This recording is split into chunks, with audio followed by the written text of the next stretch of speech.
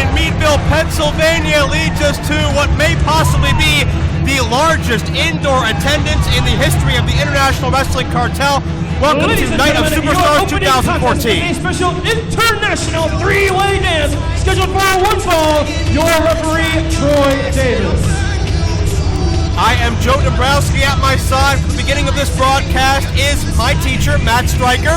Matt, we kick things off with an international three-way matchup. It's the U.S. versus Russia. Well, it's a cold war, if you will. I'm happy to be here. Now, let me ask you something, though. Are you xenophobic, and can you spell that word? It starts with an X. Okay. Introducing first, he weighs in at 90 kilos, wrestling out of Moscow, Russia, Sergei White!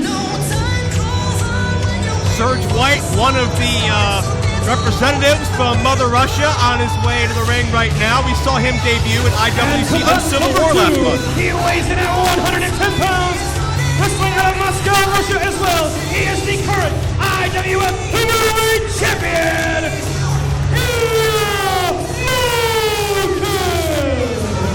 Ilya Malkin, no relation to Evgeny. Or Ilya Kovalchuk, and I understand that Ilya is from Crimea and takes offense to being told that he is from Russia. Are you up on your current events? I can't spell that one.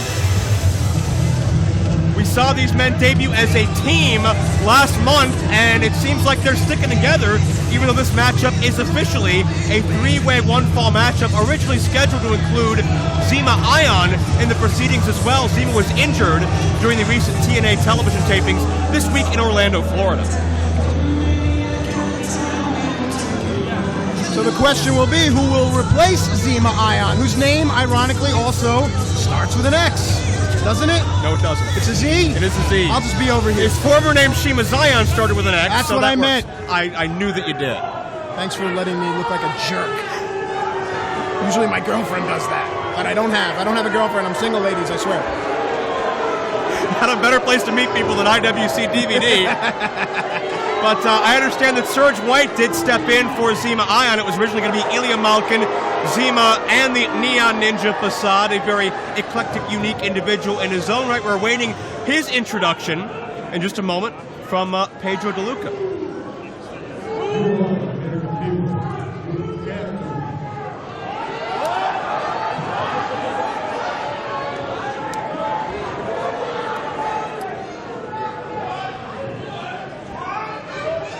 You have to be afraid of our country.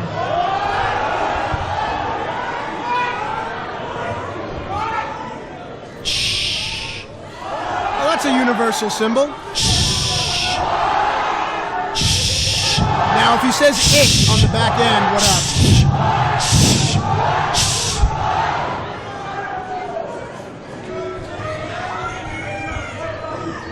And now we want to sing our national hymn. National hymn?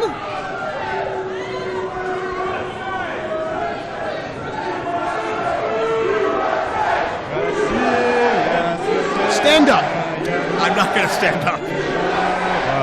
Россия, священная наша страна.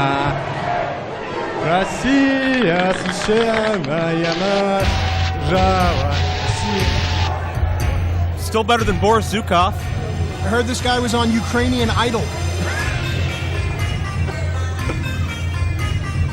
Well, no respect for the foreigners from the Neon Ninja, the Aerosol Assassin, the Super Indie Samurai Facade, on the way to the ring in just a moment.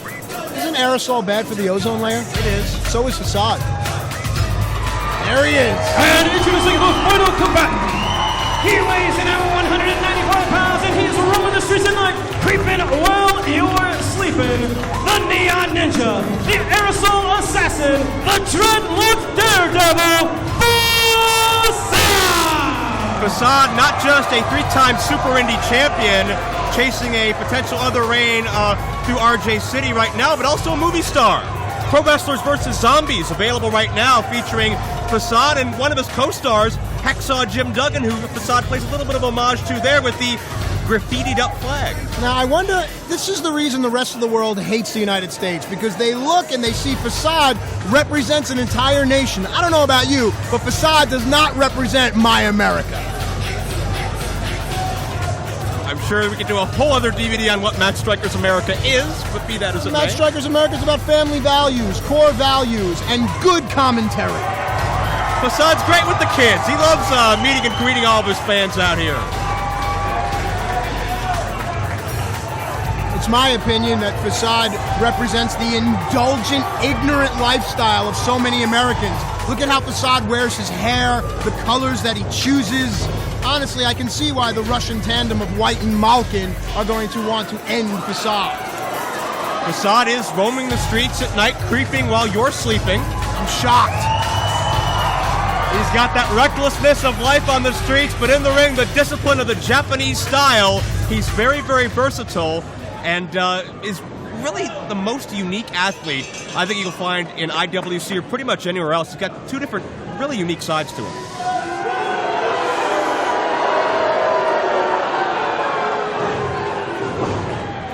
You're one to talk about me being a xenophobe when you're going to judge Facade on his hairstyle. Well, I'm from the country. Oh, so it's okay then. Yeah, of course. It's really just called prejudice then. When you do it domestically, when you have blind domestic hatred. Fair. That's fair. Well, we'll see how much blind hatred you have towards Bobby Fish a little bit later on in the broadcast. First time ever meeting between two very well-respected tacticians, yourself and Mr. Fish. Well, I'm just wrestling Bobby Fish for the halibut. If you can think of a better opponent, let me know. These jokes are all wet. Shell, yeah, as we move on forward with Facade in a bit of a popularity contest, no secret. There you go. And Malkin from the blind side, Malkin, the IWF champion in Russia, had a title defense against Zima Ion a couple of months ago, and that's what led to Malkin getting the attention along with Serge White to get some opportunities here in U.S. shores. Now, I understand that Serge's real last name is Pinson, but he had to change it when he came here to the States, so he went with the first color he saw. A French person was waving a flag, he chose white. And if you get that joke, good for you. I gotta learn what your sources are. World War II. Serge to the outside, Facade with a low bridge. Facade was actually a hair away from competing in tonight's main event. It was him and Tony Nese a month ago, roll up by Facade for two. Him and Tony Nese a month ago for the right to meet the phenomenal AJ Styles. As Facade gets two again, Nese narrowly edged out Facade in that exchange. Crossbody gets another near fall. Facade not looking to get paid by the hour, looking to finish this thing up early on. Yeah, Facade needs to turn around and stop playing to the girls in the crowd. That's my job. And the question here is, will this be a true three-way matchup, or will the nationalist pride of the Ruskies come into play? Facade employing some lucha libre. I wonder if the Mexican style will off-put the Russians. But Malkin built very thick, very compact, just steamrolled over Facade. And that's how you got to compete against a man like the Neon Ninja. You have to shut him down, you have to ground him, because he's so unpredictable in the air, he will hurt himself to inflict damage upon you. Well, that's just stupid if you ask me. That's guts, that's risk, that's heart, that's desire. Don't look at me like that. He's a 3-time Super Indy champion. He survived ladder matches, he survived one-night tournaments. He embodies the Super Indy division, unlike RJ City, who's all about sports entertainment. I survived a 2-year relationship with a bipolar alcoholic. What does that mean for me? Exactly. I don't think it's going to get you a title shot anytime soon. Tell your mother I say hi. Wow. Now an impromptu double team from the Russians on Facade. And very interesting, Matt, that it's a one-fall matchup, so this alliance cannot last forever. Yeah, you make a great point. What's going to happen as the match wanes on? An opportunity to win is presented. Will White yield to Malkin? Vice versa? Who knows? Malkin is a singles champion in his homeland. You got to wonder if White maybe feels a little bit jealous of that fact, because Malkin has gotten the bulk of the attention with that championship he holds. Oh! Facade sandwiched in between the feet. That's right. These gentlemen call that move the Molotov cocktail, and now listen. How did you find all this out? Do you speak Russian? I just make stuff up. Okay. And yes, I do. Da. Facade trying to fight up to his feet, that martial arts style. But Malkin from behind. You were here, Matt, when Facade survived two of the greatest stars in the world today. Colt Cabana and Johnny Gargano this past December to earn the Super Indy Championship shot he received a couple of months ago. Came up just short thanks to, as always, the very annoying, obnoxious Justin LaBar and RJ City in tandem, keeping Facade away from that goal. I happen to like Justin LaBar. That's only because he paid you to do a show. Check this out, head of steam. Of sorts. There we go. Shades of the Three Stooges, perhaps? This is good, no? This is good, yes? Da? Spasiba. And now it's White. Fireman's carry. Oh. And you gotta believe, for both of these men, White and Malkin. Now here we go. White goes for the cover, and Malkin detects it, makes that interruption, and now we may see that alliance start to disintegrate. 5 minutes gone by this contest, 5 minutes. Your clairvoyance has come into play. Now you have an underlying story here. What's going to happen when an opportunity for victory comes into play? Will this work against White and Malkin? And I think they're having a very heated discussion about that now. Both men know a victory over Facade could propel one of them into this year's Super Indy tournament. Facade certainly a frontrunner for that championship no matter who you talk to. And Facade fighting the odds right now. Those round kicks, those palm strikes. It's Facade against the world, and Malkin shuts down with a hard forearm. Nice. Miscue centering.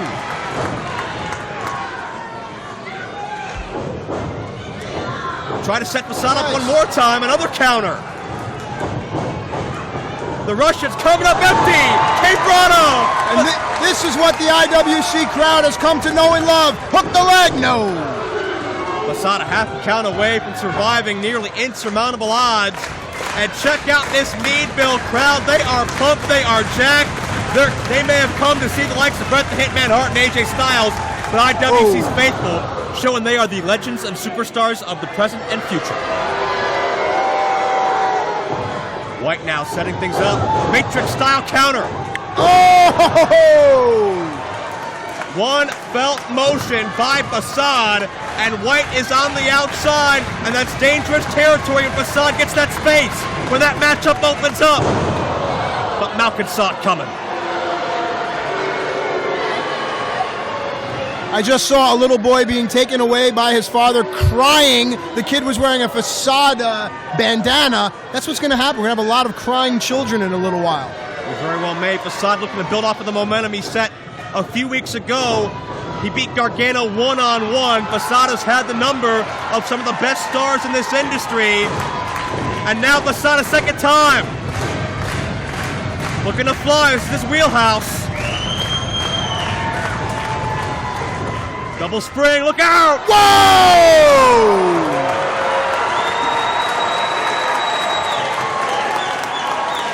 Somersault plancha and Meadville explodes.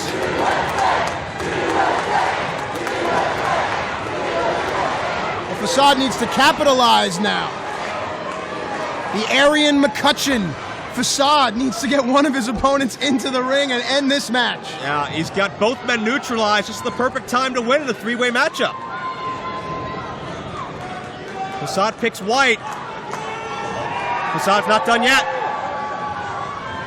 Wow! Spring at the bulldog. Facade is electrifying these fans, and that could do it now. You know, I noticed there's a few people in the crowd in their military fatigues. Of course, IWC, a great friend of the United States Armed Forces, and you can see these men with their pride getting behind Facade. And Facade represents their America, even if it's not your America. But you can't count out the Russians. They've traveled all these thousands of miles for a reason. They're certainly more than good enough to be here. And Facade focusing on White, but I don't think he sees Malkin. Now he does.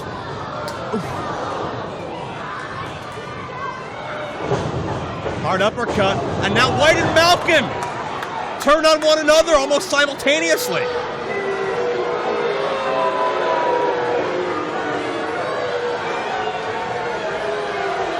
And now the IWF champion perhaps getting a bit lost in this sea of people. Well, maybe we can find a ping and locate him.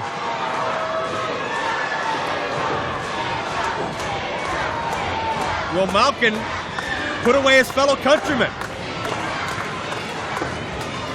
White in trouble, but watch Facade. Oh, Tight wow. rope lock. That could do it. Hook of the leg. Again, so close. And now Facade with the dreadlock. No, jackknife pin, my apologies. Looked like he was going for that dreadlock, similar setup. That could have signified the end, but now all three men showing the wear and tear of this match. And this is where true greatness is tested.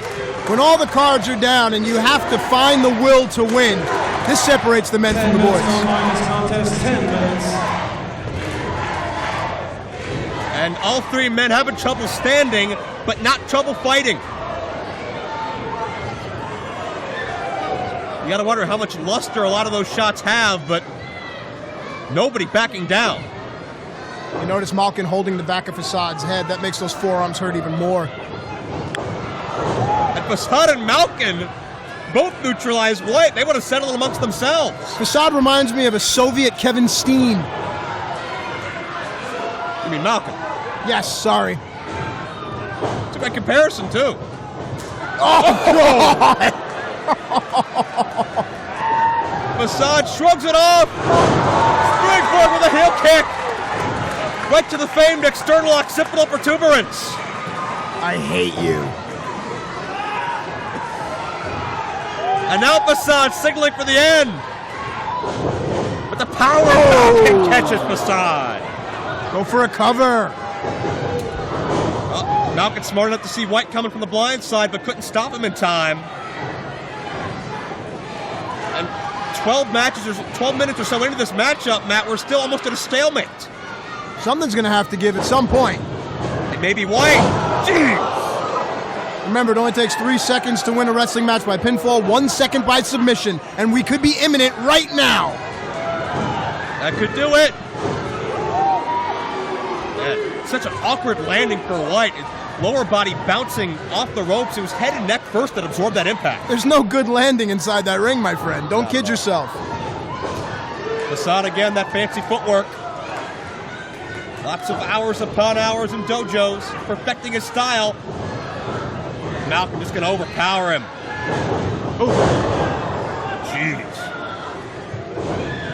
Hard collision, hook of the leg. Could do it. No.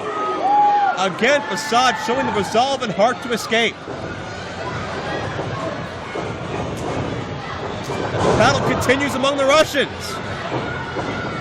It was just 3 weeks ago, they were making a bid at the IWC tag titles. And there you see Facade sidestep. Malkin hits the corner of that ring post. And now, the Arashikage driver. Center of the ring. Oh, gosh. White gets drilled. Forget about it. Here is your winner, Facade! Emphatic victory for Facade against two men who for the bulk of this matchup work together, but the Neon Ninja pulls it off. Chalk one up for capitalism. I know you were rooting for Marxism, but that's for an entirely different reason. Facade still chasing that Super Indy Championship. RJ City, will Facade be part of Super Indy? Coming up this June back in our home of courtside. With that performance, hard to argue, Facade deserves another run at going coast to coast.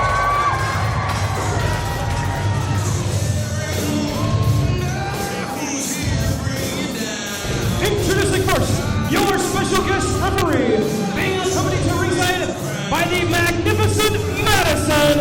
Please welcome Marshall the Bull. We'd like to thank Matt Stryker for joining us for that opening matchup. I'm going to have to go to dictionary.com when I watch that back for a lot of things, but be that as it may, 8-man tag team action set up next. Special referee Marshall the Bull has been subject of some ridicule and some personal problems thanks to the STDs in recent months.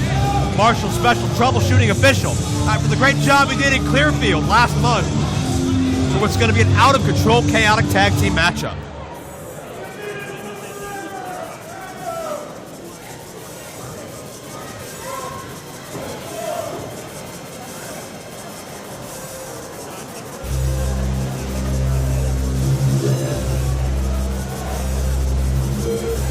Marshall always close by with him, his business associate, Madison.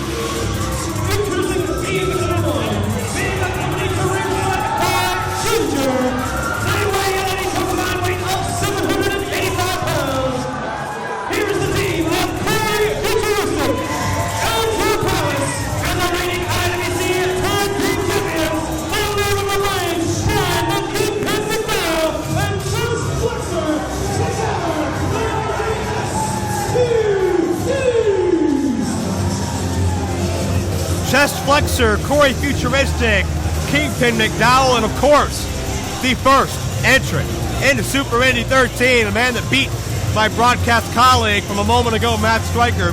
He is Andrew Palace, and these foursome and Ginger by their side has been very out of the box. You wouldn't look at them and expect to see as much success as they've attained, but they've surprised a lot of people in recent months.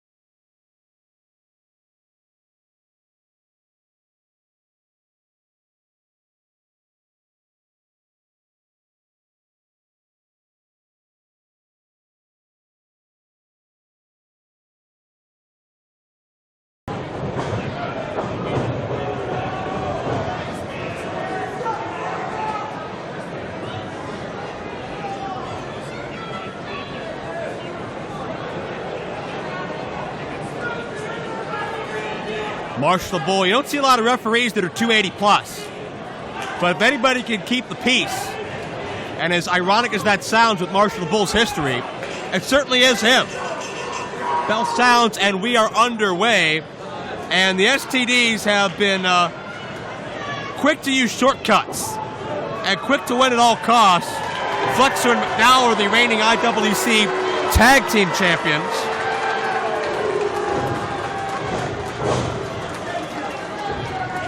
And certainly love to brag about it. They've been misfits all their lives, but they found a place they belong.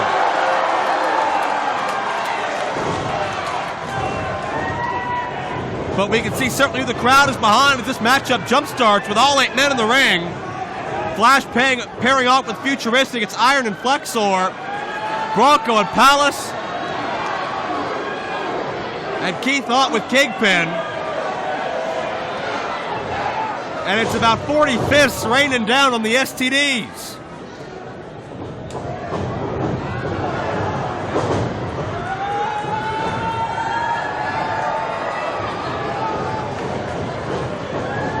And Jay Flash and company feeling it here.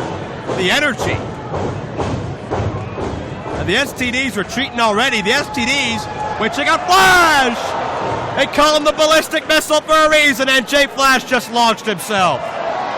And Keith Haught, the big man, gonna fly. No solace or salvation for these sexy, talented dudes.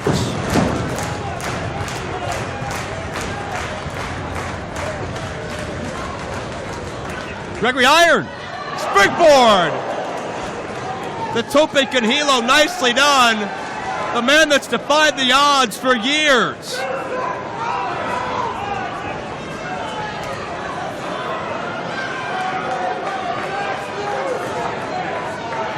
What's Flexor doing? Flexor sneaking around the ring. That's never a good sign when Flexor's sneaking around somewhere. But we see this battle raging. Marshall the Bull, I recant my previous statement, not doing a great job of keeping order. He's not even in the ring right now. Then again, neither is much of anybody else. Is Chest Flexor going to fly? Oh, my.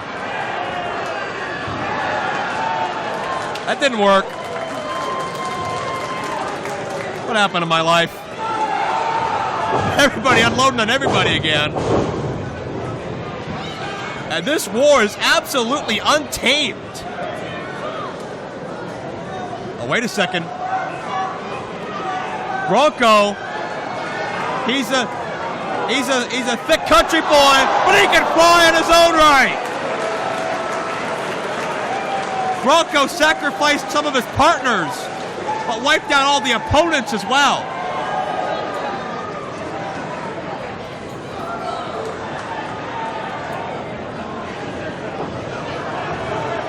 And Flexor's all discombobulated. Oh no.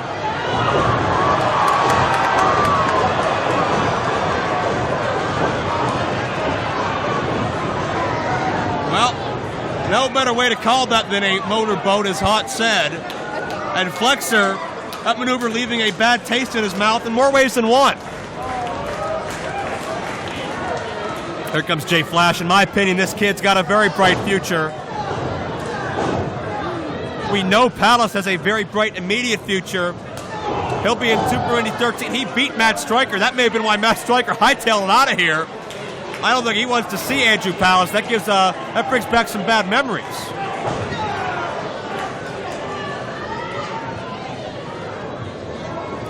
Jay Flash, so energetic, but so young still.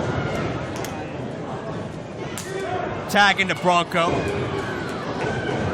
And Futuristic tagged in as well. Futuristic, a complete goofball. And getting dropped on his head like that's not going to help things.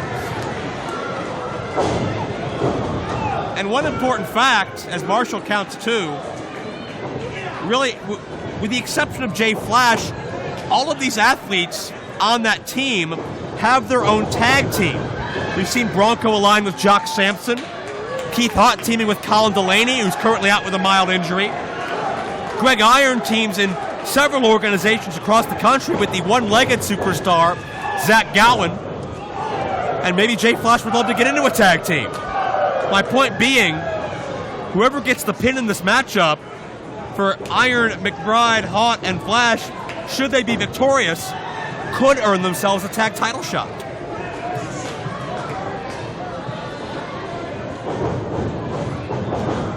And Kingpin just runs over Iron.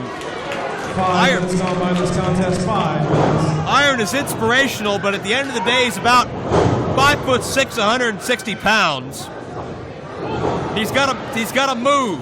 He's got to run. He's got to fly.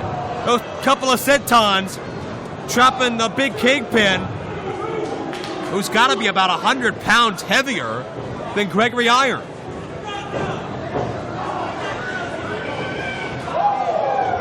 And I'm not sure if McDowell was fully prepared for what Gregory Iron has to offer. And Corey gets some, Flexor gets some, Palace gets some. And Kingpin with a belly-to-belly. Iron got a little overzealous, went after all the STDs. And Iron's got a history with him. Iron has pinned Andrew Palace. Palace let his ego get the best of him a number of times in a series of recent matches, leading to a number of losses, one of them being to Gregory Iron, and it looks like Palace going to attempt to avenge that right now.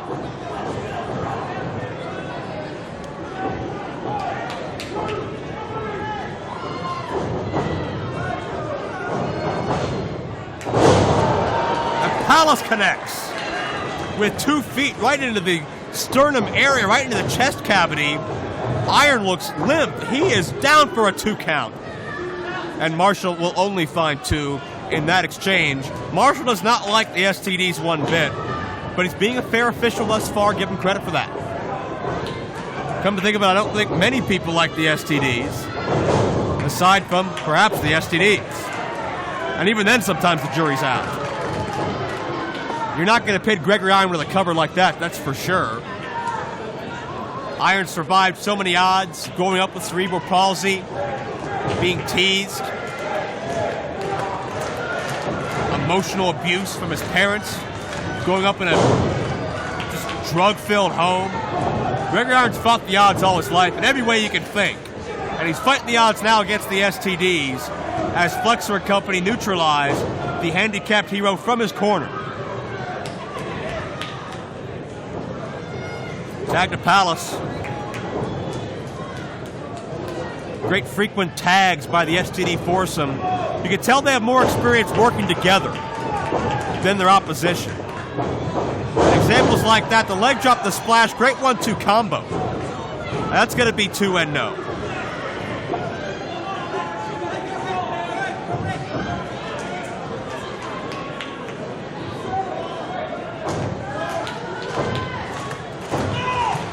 And Palace cinches in a modified neck vice, crimping that neck while putting pressure on the trapezius muscle.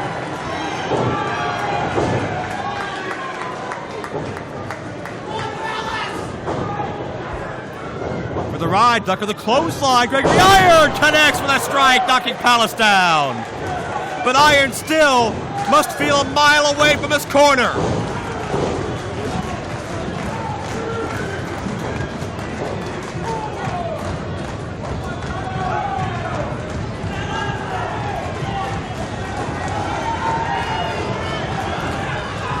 Palace up first, has a hold of Iron, but only for a moment.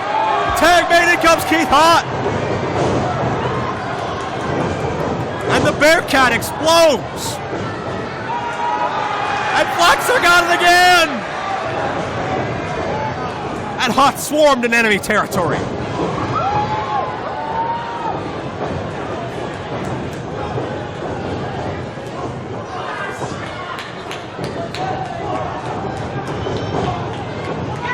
And Marshall the Bull, just like that, has lost complete control again. All 8 men in the action. And as much as I hate to say it, it looks like currently it's advantage STDs. STDs are running over everywhere. Oh, another bowling ball. We've seen this used to inflict a lot of damage. But Gregory Iron blocked it. Gregory Iron blocked it. At least I believe he did. Jay Flash couldn't, however. And now, oh, Craig couldn't block that one. Flexor made sure Iron was not in a defensive position, and Bronco gets a 2. And you gotta wonder what is gone by this contest. 10 minutes. What is referee Marshall the Bull thinking about this? And check out the dexterity of Keith Haught. Keith Haught's got the bowling ball.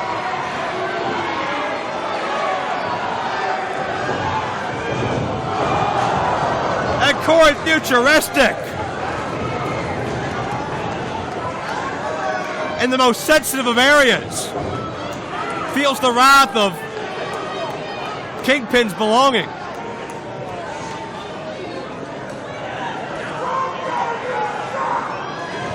Absolute bedlam out here in Meadville, Pennsylvania.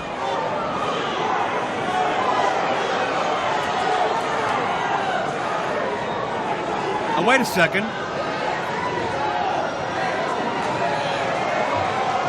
Come on, Corey.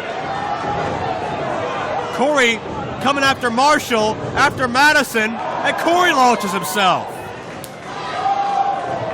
The man who claims to be from the future apparently saw ahead and thought that was a good idea. And everybody just trying to regroup. Wait a second! What?!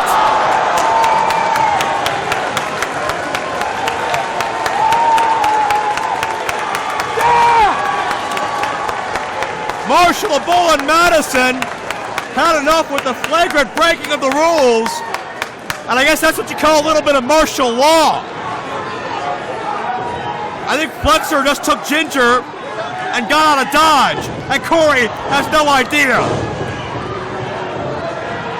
That high kick connects. And that can only mean one thing. It's time for a little hot mess.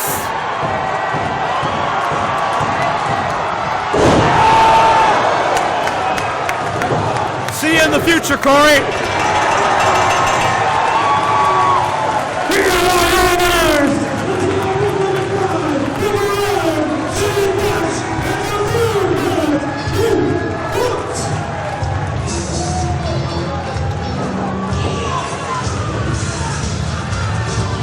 All four of these individuals found themselves at the mercy of the STDs at one point or another, but they band together. An unlikely combination, an unheralded foursome, and with Marshall Bull with a little assist in the referee's position, Jay Flash, Gregory Iron, Bronco McBride, and Keith Haught get the victory over the STDs. You gotta wonder, could Keith Haught and his partner Colin Delaney be in line for a future IWC tag title shot after that victory? Join us on Twitter at IWC Wrestling. You can also visit our website, IWCWrestling.com, for updates on all future shows. We have this great crowd here tonight. There's so much more to come here tonight, but we'd like to thank everyone for being here tonight and support of Meadville schools. Give you guys, give yourself all right, Pedro, that's enough of you. This is not in my format sheet. Nobody wants to hear you, and it's in my contract that I get to talk right now. It's spring, but Justin LeBar out here with the leather jacket. My name is Justin LeBar, and I give reality checks. I have two reality checks for you. The first, later tonight, my associate, the excellence of entertainment, RJ City, is going to embarrass Davey Boy Smith Jr. LeBar, the manager of the Super Indy champion, RJ City. Reality check number two, later tonight, there will be a new IWC World Champion because that party peacock's gonna get his feathers plucked by my guest at this time. Show some respect, you morons. Stand up for Ring of Honor superstar Matt Taven. Did LeBar just book himself in a chair shot reality segment? Are you kidding me? Now joined by Colin Delaney, former IWC Tag Team Champion, currently nursing a little bit of an injury. Can you give us a quick update before we get into the proceedings? Feeling better. Should be back in the ring any time. I just saw my man Keith Haught take care of business. There you go, that's your boy. Future's looking bright. All right, so Colin Delaney, precautionary measure on the comeback trail. See him back here real soon.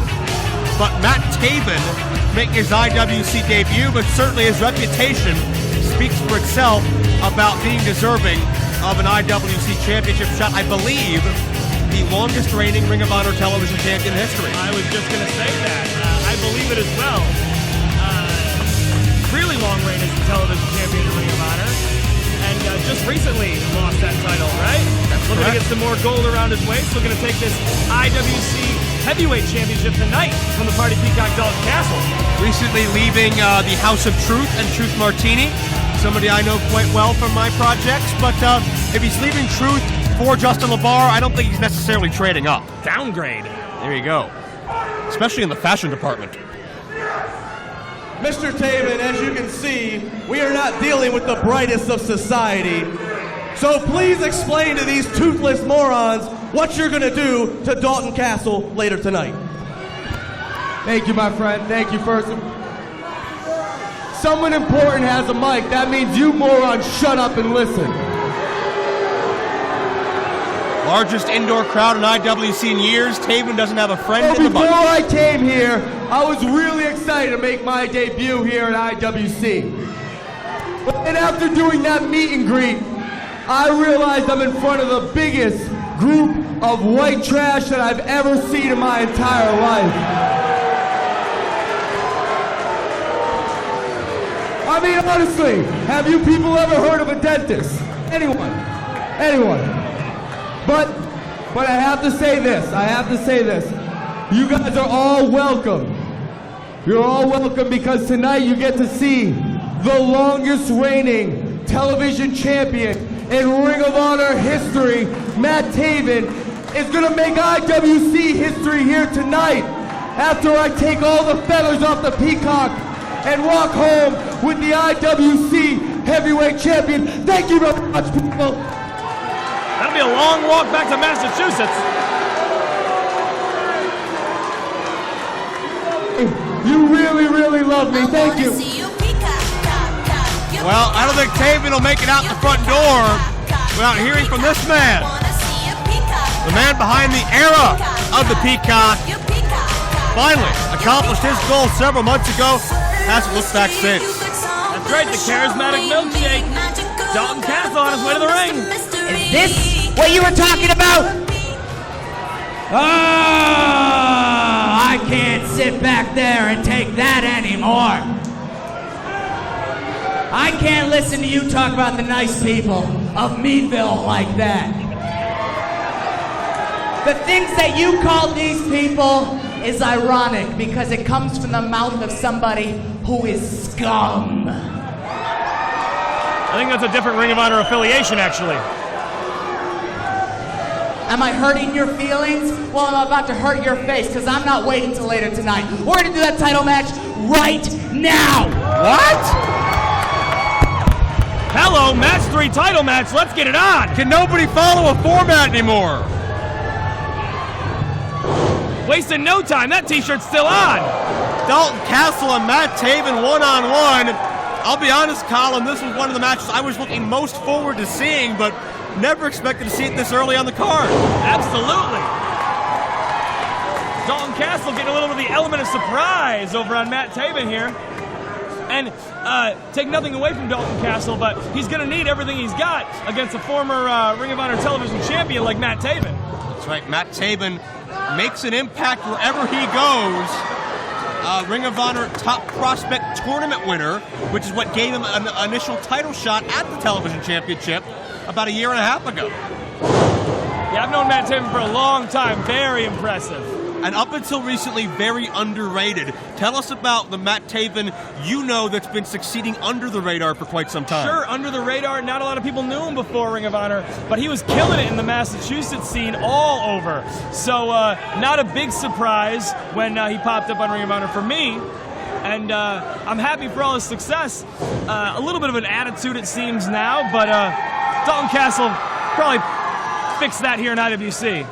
To all the fans watching not familiar with Matt Taven, what should we be looking out for? That moonsault. That moonsault destroyed George Steele one time. There's a cover near fall. Matt Taven has a lot of athletic maneuvers, though. Don't let his arrogant, cocky attitude fool you. He's very athletic and very talented. Absolutely is. And Dalton Castle, I think, when he came into IWC, was a little misunderstood. People thought he was cocky, but really just confident. Oh, Castle from behind. A deadlift German suplex has beat many a man, but Taven sends Castle into the post. Yeah, Dalton Castle does love that German suplex, and Matt Taven may have been scouted. I mean, Dalton Castle currently resides in the Albany, New York area, not too far from where Matt Taven is. I'm sure Matt Taven's at least somewhat familiar with Dalton Castle and vice versa. Certainly. And Taven focusing on that left arm and shoulder of Dalton Castle. Castle's got some unreal power in those limbs of his. Sure. Dalton Castle, you may not know it just from looking at him, but he's one of the strongest human beings I've ever met in my entire life. Well, as you see Taven grinding that arm and shoulder on that steel ring post, that post is not rounded. It has edges that will dig into your skin. And I mean, good strategy by Taven. Take away one of the arms so he's not as powerful. But I'm almost positive that Dalton Castle could deadlift him with one arm. Keep in mind, Dalton was able to elevate as we have a armbar takedown by Taven. Divorce court, if Jim Cornette were here. And there's a cover by Taven. Count of one. But Dalton was able to deadlift 300 pounds of Doc, Director Chaos, Luke Gallows, whatever you want to call him. You can call him that as well. You can call him Dorian DeVille from his IWC stay 10 years ago. But either way, he's 300 pounds. He's Sure. 6'7". And Dalton put him over seemingly no problem. So, I mean, yes, Taven, take out one arm, but I think you're going to have to take out that other arm if you really want to take down Dalton Castle and take away the power and the strength, because he is crazy strong. Absolutely. I don't think Dalton realizes how strong he is, and if he perhaps applied himself a bit more as a serious competitor, which will probably never happen, but it works for him, he would certainly be able to explore that even more and may have a reputation for what you call the deceptive strength that he does possess. Sure, I think he uses that attitude and that goofiness to kind of surprise people, though. People walk into a match with Dalton Castle, they see the flamboyance and they see the charisma of him, and they don't expect much, but man, can he wrestle. And you can see how success has changed Matt Taven over the past couple of years. So distracted, so full of himself, so desperate for that adulation. Yeah, I think this is a match that both these guys have been looking forward to for quite a while, so I think nothing's going to be left on the table here, though. And it's very interesting to me that Justin LaBar has taken it upon himself to end the title reign of Dalton Castle. We saw him involved. Does that really surprise you? Not so much, but it surprises me that he's sort of taken up the fight for John McChesney. Okay. Because we've seen him recruit Gallows. We've seen him recruit Joseph Brooks. We've seen McChesney have opportunities. And you know, we've seen Bobby Fish get involved, another man who, until recently, was associated with Team Big League, until he was unceremoniously fired by John McChesney. Yeah, well, LaBar represents RJ City, who has the Super Indy title right now, and what another feather in his cap to have the heavyweight title as well. Wouldn't that be scary? We'd never hear the end of it. Nope. I'd like to hear the end of it. Yeah, well, hopefully that'll come at the hands of Dalton Castle. Summertime's coming. That leather jacket can't just remain on all the time. Well, we've been waiting long enough. Hasn't changed yet. Now that he's got it airbrushed, I think he takes even more care of it. It's like a child to him. Did you notice that Matt Taven put that headband back on? He did. You think that headband's got some powers or something? Yeah, it's got powers of his confidence, of all about cosmetics. He wants to not just kick your butt, but look good doing it. And a beautiful drop kick by Dalton Castle. Seamless motion. True story, me and Dalton Castle went to kindergarten together. Really? You're welcome. Why are you thanking me? Because you guys went to kindergarten. I don't know. Little known fact. Well, I don't know. I don't know if that explains a lot about one or both of you, but Dalton Castle, beautiful takeover, 2-0. That's that strength we were talking about. Taven tried to take away the arm, but still so much power. And that's the advantage of Dalton also having a collegiate background in athletics as well, knowing that weight positioning, knowing that balance, something that really is ingrained in him from the start of his athletic career. Sure, not just a pretty face. He's got some smarts in him, too. Well, you've been tracing his academic career back to kindergarten, so you should know. That's right. He went to my first grade birthday party at USA Skate. What's up, Dalton? 5 minutes gone by this contest, 5 minutes. I got pictures, I'll show you. We're going to make 8x10s of them. We'll do some B-roll over the screen since we know how to do that now, but be that as it may. Dalton Castle on roller skates in first grade. Get behind it. Matt Taven getting behind this, though. Send across, no, a reversal. Dalton is still hurting, though. Wow, stopping under and a big heel kick. That shuts Dalton down right away. You can see Dalton, I'm not saying he's on fumes, but I'm saying Dalton is perhaps more in danger than he has been since winning the IWC Championship. Sure, Matt Taven may be a newcomer around here, but anybody who knows Matt Taven would not be surprised that Matt Taven in firm control here of Dalton Castle. And we've seen plenty of guys come into IWC from the outside and win a championship and cement their spot on the roster. We've had some very unusual champions over the years, Sandman, Balls Mahoney. It's the unknown, though. It's the unknown. Here in IWC, a lot of us see each other every month, so we kind of know what we're expecting with an opponent that we see every month. With a guy like Matt Taven, you don't exactly know what they're bringing to the table. Going for that moonsault! Jeez! This could be it, too! 2-0! Dalton Castle with George the Animal Steel like fury, powering out. And Taven's in shock. Check out that reaction. Matt Taven told me before the show he wanted all of his moves to contain his name. That's how pompous and cocky. I guess that was the Taven salt. Sure. I see you care deeply about this. Yeah, I was trying to come up with something more clever, but Taven salt was all I came up with as well, so... Woo! Big shot there by Dalton Castle. Fighting back, using what he's got. Dalton trying to psych himself back into this. Come on, Dalton. Taven has taken the sixth man, the crowd, out of this matchup largely. Low bridge. They love him. They really love him. Dalton lands on his feet, though. taking this fight to the floor. Not a lot of room out there. Seen this before. Oh, yeah. You're talking about seamless motion. You send Dalton one way, he comes back like a boomerang. That's right, that strength, that athleticism. Dalton Castle going back after him. Gee, heat-seeking missile. Takes him right into the guardrail and high-fives a couple of the fans. Here we go, Dalton. Now notice Dalton didn't go through the second and third ropes. Dalton elevated himself through the first and second rope. It was a straight line to Taven that was all impact, one straight shot. He took no time, didn't hit any extra ropes, just went straight at him. Shades of Austin Aries by Dalton Castle. Dalton Castle looking focused now, but took that kick to the mush. Yeah, Dalton takes all challenges seriously. Uh-oh. Taven caught. Release overhead. Good night. 1, 2. And can you believe, Colin, the energy in this building in just the third matchup? Sure, this is the third matchup. This is the title match. That just shows you what kind of stacked lineup we have ahead of us. Any of these matches could main event this show. Back to the arm. Smart move by Taven. Taven lost that tunnel vision for a while, but when he sensed perhaps Dalton going in for the kill, Taven knew he had to finish what he started. Yeah, absolutely. Taven back on offense now, and Dalton really looking in trouble again. And again, this is a position that we have not seen Dalton since his wars with John McChesney. Right. Not since becoming the champion. Not since battling the great Ray Rowe, recent Ring of Honor signee. Yes, absolutely. Taven's got him hooked up. Nothing doing, wasted too much time. And Dalton, you notice, didn't have enough strength in that arm to get the impact Dalton wanted. Now going for the German. Counter. And Dalton got him! In position, can he get him over? Oh, that shoulder must be racked with agony. But Dalton did it! Here is your winner and still IWC Heavyweight Champion, Dalton Castle. And this was one, Colin, that Dalton Castle earned in every sense of the word.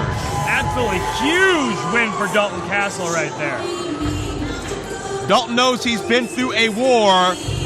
The question is, will Justin LaBar have something else? Will there be a next step? That's right, this is the Peacock era, and cementing that Peacock era with a huge win over a former Ring of Honor television champion. Hope to see Matt Taven a lot more in IWC. But absolutely.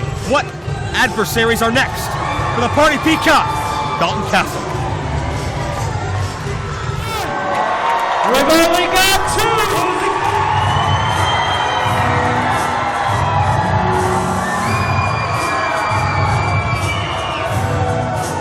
Well, here live, our ring announcer Pedro DeLuca trying to give out some shirts, but very rudely interrupted by the Founding Fathers. While the future legends are talking, you bunch of jagoffs want to yell for some free cotton when you got people out here busting their butt to entertain you and you're sitting on your hands.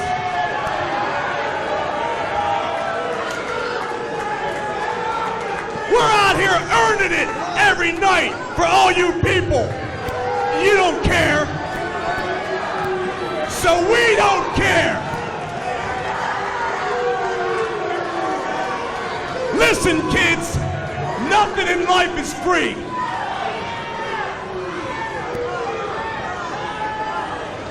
Nobody gets free shirts on my watch.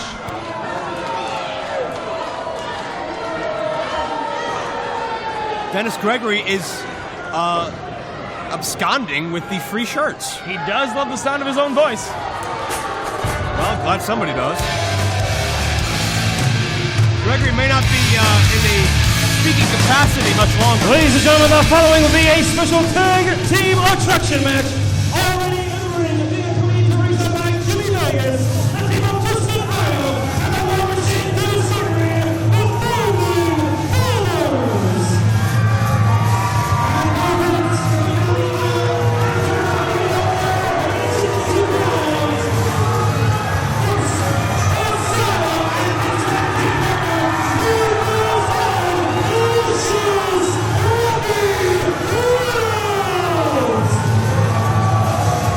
Luscious Rocky Reynolds is a hometown favorite. He's the king of nearby Titusville, Pennsylvania. And anytime a major star passes through this part of the country, they've got to go through Rocky Reynolds to establish themselves. That's right. What an interesting tag match we have coming our way right here. Now, Asylum, the tag partner of Rocky Reynolds from Ontario, Canada, usually teams with his partner Burns in the Flatliners. Right. Asylum, a tag team specialist, for sure. And a man who's made a big-time impact in just a very short amount of time here in IWC. He's an animal. He is an absolute animal. No doubt about it. And check out this ovation for Rocky Reynolds. This Meadville crowd knows what they like, and they like Rocky Reynolds. And I guess Asylum going to become their adopted son. Sure.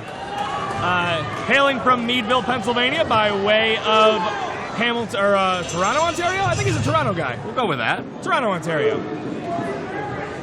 This match full of guys I know pretty well. Yeah. Asylum I've known for better part of 10 years. We used to do UWA Hardcore together up in Toronto, up in Ontario Street. As Justin Idol, somebody who you've had your history with recently as well. Absolutely. Another guy who I've known for better part of 10 years since I was just a young lad. So, and if I recall correctly, he beat you recently. Yeah, I don't recall that necessarily, but you know, I mean, pretty sure I have a lot of matches. This concussion issues, maybe. Yeah, maybe. Side headlock, and Asylum just shrugs him off. Yeesh! I told you, Asylum's an animal. And he's energetic too. He's in a good mood, or yeah, maybe a bad mood. I can't tell which. He's a ball of fire.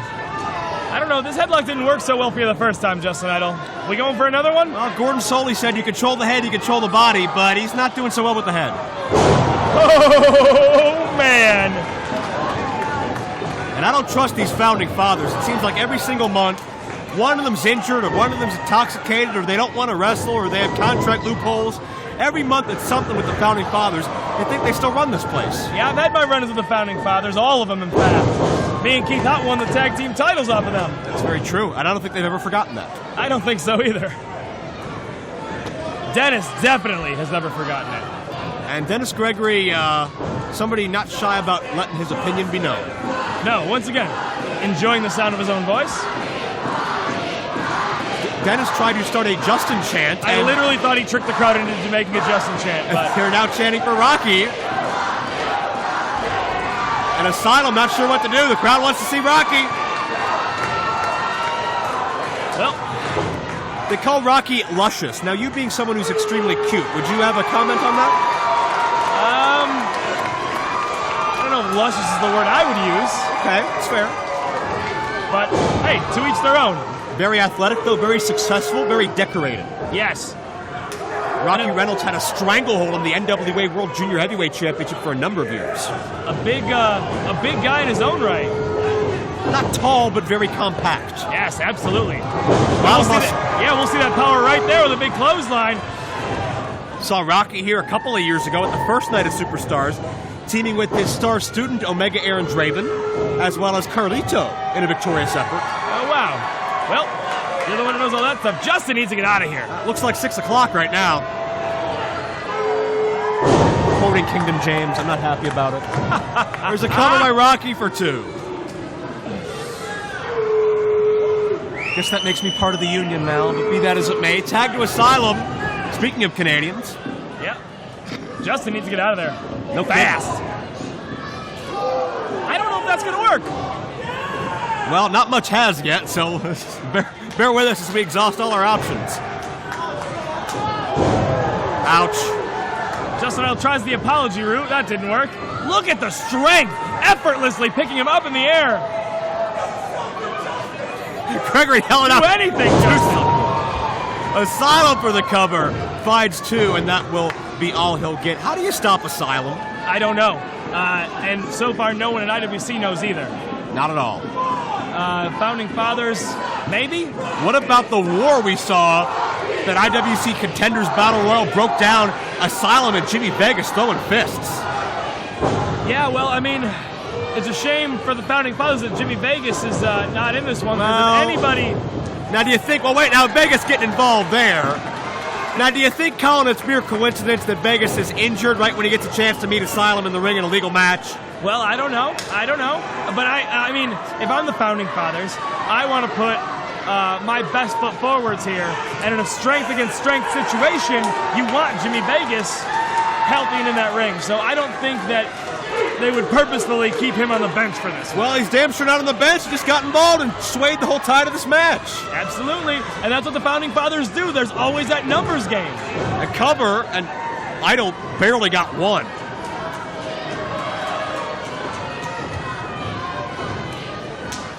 Idol tags into Dennis Gregory. Finally, they needed this. Double boot, double kick. If one fails, just try two people. Founding Fathers, say what you will about them, but they were tag team champions for a reason. They were. They're very crafty. You're not going to find any better veteran minds. And they use it and they exploit it. Absolutely. I may not like their tactics, but I have a world of respect for these guys. Gregory, 5-time IWC champion. The kind of guy when you see, you just can't get him out of your head. I've told this story before, but Paul London went to college at Pittsburgh, went to a random independent show, and about 1999, the only thing he remembers on that card is legitimately Dennis Gregory. I believe that. I 100% believe that. And Gregory taunting Rocky Reynolds, UC Vegas once again. I just paintbrushed Asylum. Now, moves like that, you can understand why Vegas doesn't want to be in the ring with him.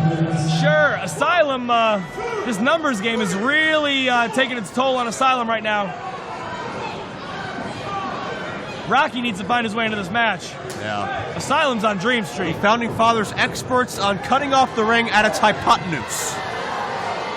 Whatever you said, we'll go with it. It's the longest end of a right triangle, so if you divide the ring into... I need Stryker back out here, never mind. Something about a hippopotamus. Let's do this. There's a neck breaker. Into the cover. Idol can have him here, no. And that could be a major, major coup for Idol to be the first man in IWC to pin Asylum. You know the most dangerous animal in Africa is? What's that? The hippopotamus. It's a fact. Is there a reason for that? I don't know. Ask Matt Stryker when he comes okay, back. Well, that line went nowhere. Okay. These are facts. I'm still trying to learn how to spell xenophobe. I read it on a Snapple cap. One step above a popsicle stick as Idol with a foot chancery, and check out the power of Asylum. Just we were really wrenching that in right now. Yeah. Asylum. And Idol's probably the most underrated guy in Pittsburgh. The tag was made, the official was diverted, and he made the tag, and Rocky Reynolds has no idea that was undetected. Referee Jake Clemens didn't see it. And these are the kind of things that the Founding Fathers, they live off of. This is their bread and butter. Using the deception, using the sleight of hand. And Idol going high risk. Again, if all else fails, well, never mind. Amazing impact. Asylum doesn't just sweep the leg of Idol. Asylum sticks his own knee out for Idol to land on. Idol's got a history of back issues. That's a very smart move. I don't know if Asylum knew that or not. I think Asylum just saw an opening and he took it. And listen to this crowd. They're coming alive for Rocky Reynolds. They want him. They need him. Asylum needs him. Yeah. Tag to Gregory, though. Oh, Asylum. Tag to Rocky. Got it. And the Titusville hero. The Titusville Titan, if you will. Unloading on the most decorated IWC champion in history. Unloading on both of them. He's a one-man wrecking crew right now. Yeah, Gregory gets spiked. Rocky Reynolds is on fire right now. And the Founding Fathers, complete disarray. Look at this. Rocky's going up. Woo-hoo! Modified Swanton Bomb. It led to several successful Rocky Reynolds title defenses over the years. High risk, high reward. And both members of the Founding Fathers down on the outside. And Rocky Reynolds showing he's a veteran, but he has not lost a step at all. No, absolutely not. Gets a legal man back in there. He needs to make a cover. Looks like that move might have taken a little bit out of Rocky Reynolds, too. Yeah, Reynolds a little dizzy, it looks like. Maybe that having equilibrium issues. Not sure how he landed on the way down. Could have hit his head on something, and Gregory capitalizing. We've seen the tide of this match change a couple of times, and this could be another one. Gotta wonder what the issue was with Rocky. He just stopped right in his tracks. Yeah, I mean, that's what I'm saying. High risk, high reward, but there is risk. Hello. You want to talk about high impact? That's Asylum with the spear. I'm surprised Dennis Gregory's still in his boots. And can Asylum now bail out Rocky just as Rocky had done for him? Uh-oh. I do not want to be Justin Idol right now. Trying to blame anybody but himself. I don't think Justin Idol wants to be Justin Idol right now. Well, if you're Justin Idol, your best bet is to run. Maybe you can outrun him a bit. Well, he avoided him temporarily. It's because Vegas got him over the outside. Not sure if our monitor didn't pick it up. Yeah, Vegas once again paying dividends. And it's Gregory. Slips him over. Here he comes. Hey, come Ducks on. out of the way! Founding father involvement. Looks to backfire. Rocky with the cover. Whoa! Oh, how close can you get? 2 7/8. And Rocky in disbelief.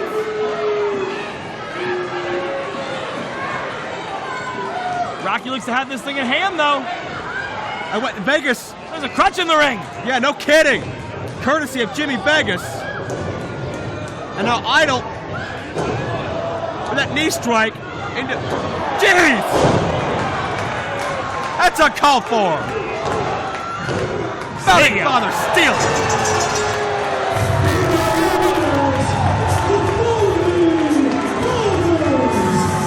Not the first they'll steal, not the last they'll steal.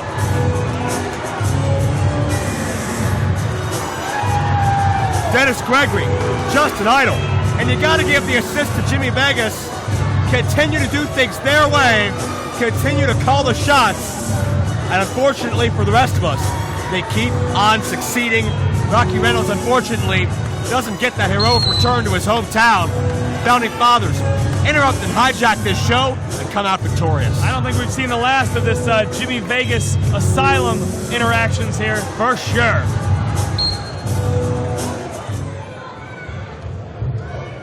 You'll be swell. You'll be great. Thank you. Gonna have the whole world on a plate. Everybody, starting here, starting now. Honey, everything's coming up. Sunshine and Santa Claus. Everything's coming up. Roses and daffodils. The Super Indy champion RJC. Everything's coming up. I don't mean to cut you off, my tubby little friend, but that's not how you say my name. And quite frankly, I don't even know why you're introducing me to have this match, to defend my IWC Sports Entertainment Championship, which I defend on basically a nightly basis. What? Because let's face facts, no one came here to see wrestling.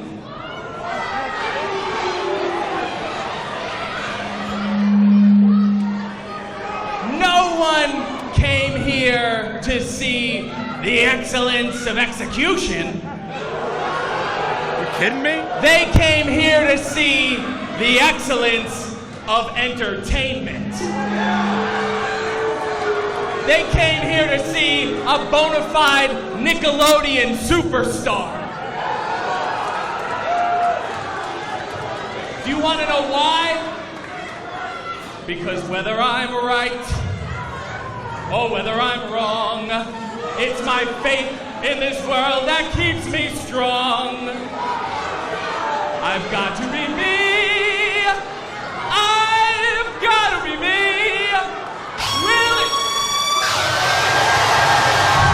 Well, before we get too deep into the Tony Clifton set list, interrupted by the guest of honor. 7-time World Heavyweight Champion, Hall of Famer, class of 2006, the best there is, Ladies and gentlemen, the best there ever will be. Welcome to ringside, WWE Hall of Famer, the best there is, the best there was, the best there ever will be, Bret the Hitman Hart!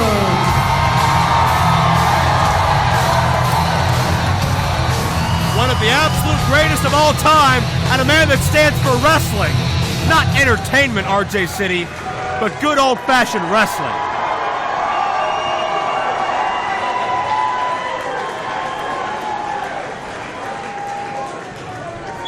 Well, I just want to thank everyone for coming out today. This is a great day for a great night for wrestling. And we got a lot of wrestlers back there. They're going to work really hard for you and give you a great show tonight. And for me, it's great to be back here. You know, I know we're not far from Erie, Pennsylvania. And I remember having a lot of great matches in Erie, Pennsylvania, and Pittsburgh and all over Pennsylvania. And I know that we got a lot of great fans here. I've had the pleasure of talking to you a lot of this afternoon. But it's a great cause, supporting all of the school here, supporting the young wrestlers, and I know that everyone's going to give a great show. And I just want to say that Harry Smith, the Bulldog, is looking forward to coming out and mopping the floor with you. He's going to mop the floor with this guy, and he's going to do it for you people. He's going to give you a great match, and I'm going to sit out and I'm going to watch the whole thing from beginning to end because I want to see Bulldog kick your ass.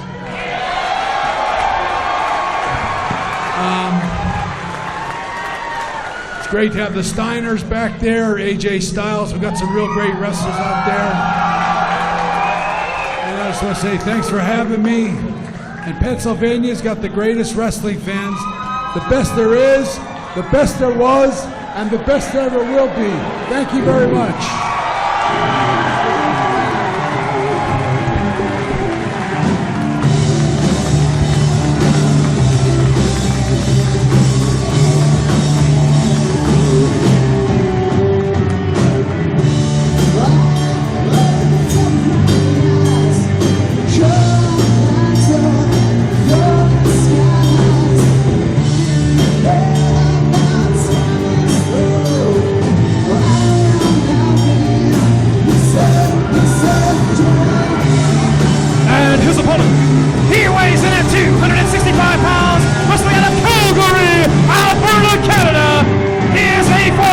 WWE Tag Team Champion and a current New Japan Superstar, ladies and gentlemen, Davey Boy Smith Jr.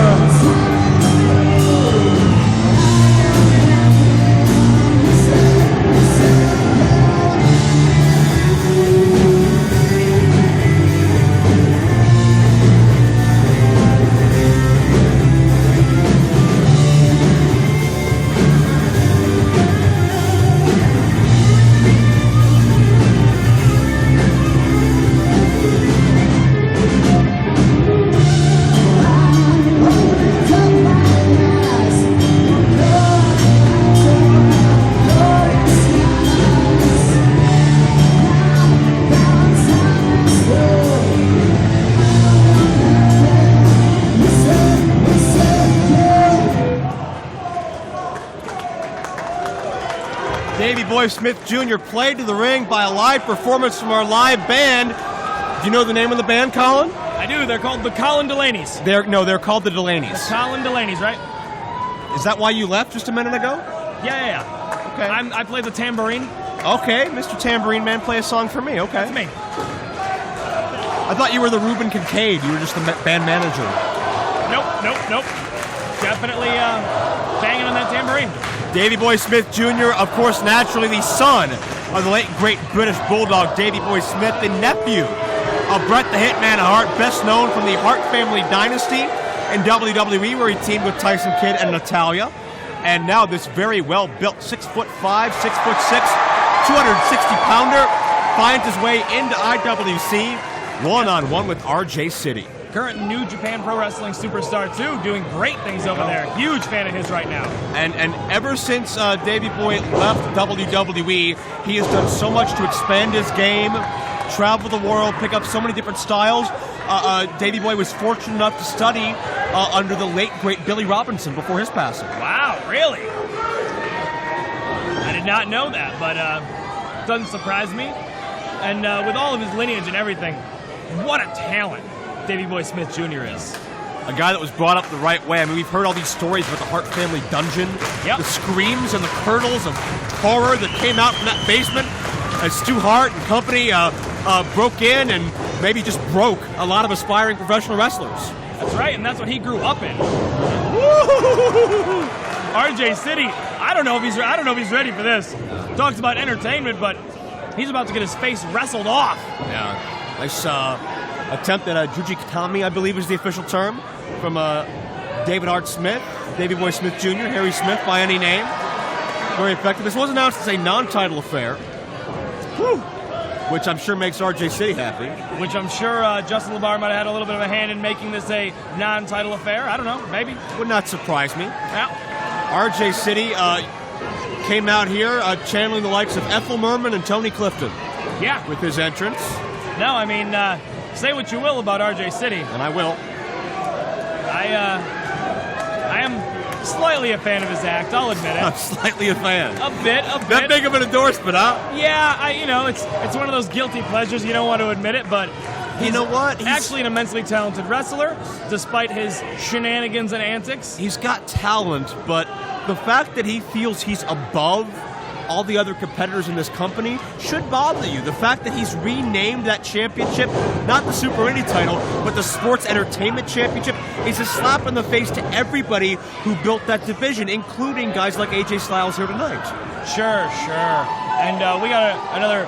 are they going to rename the tournament? Is it going to be the Sports Entertainment Tournament this year? Not. Well, you know what? Part of me hopes RJ makes it that long with the championship, because there'll be about 8 or 10 different Super Indy competitors who have based their life on the heart and dedication of Super Indy. And one of those guys, I would love to see any one of them knock RJ down a peg. Yeah, it'll be very, very interesting if RJ City can hold on to it. And with non-title affairs like this, I mean, RJ City could waltz into that tournament. Perhaps literally, knowing him. Literally. Got a great voice, too.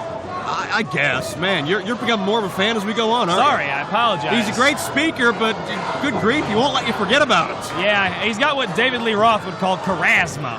There you go. And check out RJ. He's completely elevated off the canvas. Yeah, I was just going to say, we talked about power with Dalton Castle. If Dalton Castle's got power, we need to come up with a new word for what Davey Boy Smith Jr. here has. It's a house.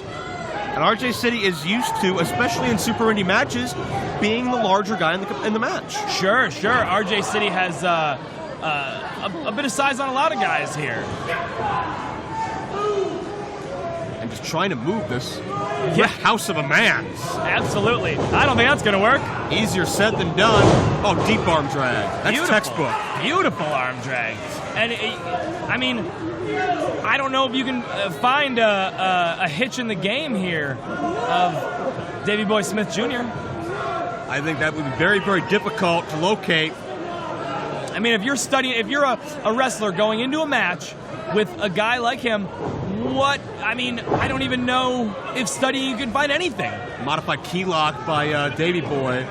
And while his dad was all about the power, a junior is so much more well-rounded and can beat you pretty much any way he chooses. Absolutely. I mean, what you saw from him in WWE is only a fraction of the skill and the power and the athleticism that he actually has. I think IWC's proven that with a lot of individuals, yourself included, Matt Stryker, a number of others, really come here to IWC to spread their wings and show what they can do. But RJ City's the opposite of that. He comes here to go through the motions and get through things as easy as possible. He'd rather serenade us with song than compete bell to bell. Right. That's true. It's true. But, I mean... check this out. Shane's dad. all the way up and all the way down. Say what you will about RJ City, he gets the job done. 2 count. He does, but put an asterisk there. Justin LaBar has factored in numerous times. It's not how you win, it's that you win. Would you say that? 5 minutes gone by in this contest. 5 minutes. Would you say that, Colin Delaney, if you were challenging for the Super Indy Championship? Oh, I mean, I'd beat him, though. I would like to see that, actually. Well, without any facetiousness, I would love to see that contest. Bring it, RJ City. You know, me and RJ City wrestled him one time. Oh, probably twice. But once, a long, long time ago, me and my old partner Jimmy Olsen took on him. Better part of 8 years ago. Wow. Also Canadian, much like Asylum, and a chip to the knee. Yeah. Caught him right around that calf area. And that's how you take down the tree. Yep. Take out one of them wheels. Absolutely. And look at LaBar just yelling in the face of Davey Boy Smith Jr.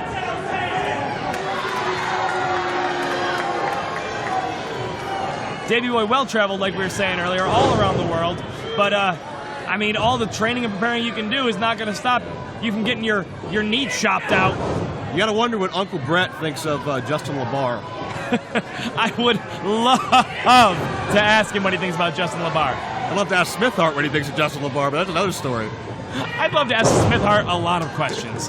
A lot of questions. To be continued, but be that as it may, they're going to see Uncle Bret looking on. If you're Bret Hart, you have to be proud. Absolutely. Of your nephew. I mean, to continue on that legacy, that tradition for so long. I mean, Stu Hart, who was, hooking and shooting, term for grappling back in, the 30s? I mean, this guy, his family, the style's been around forever. Right. They owned Calgary for decades.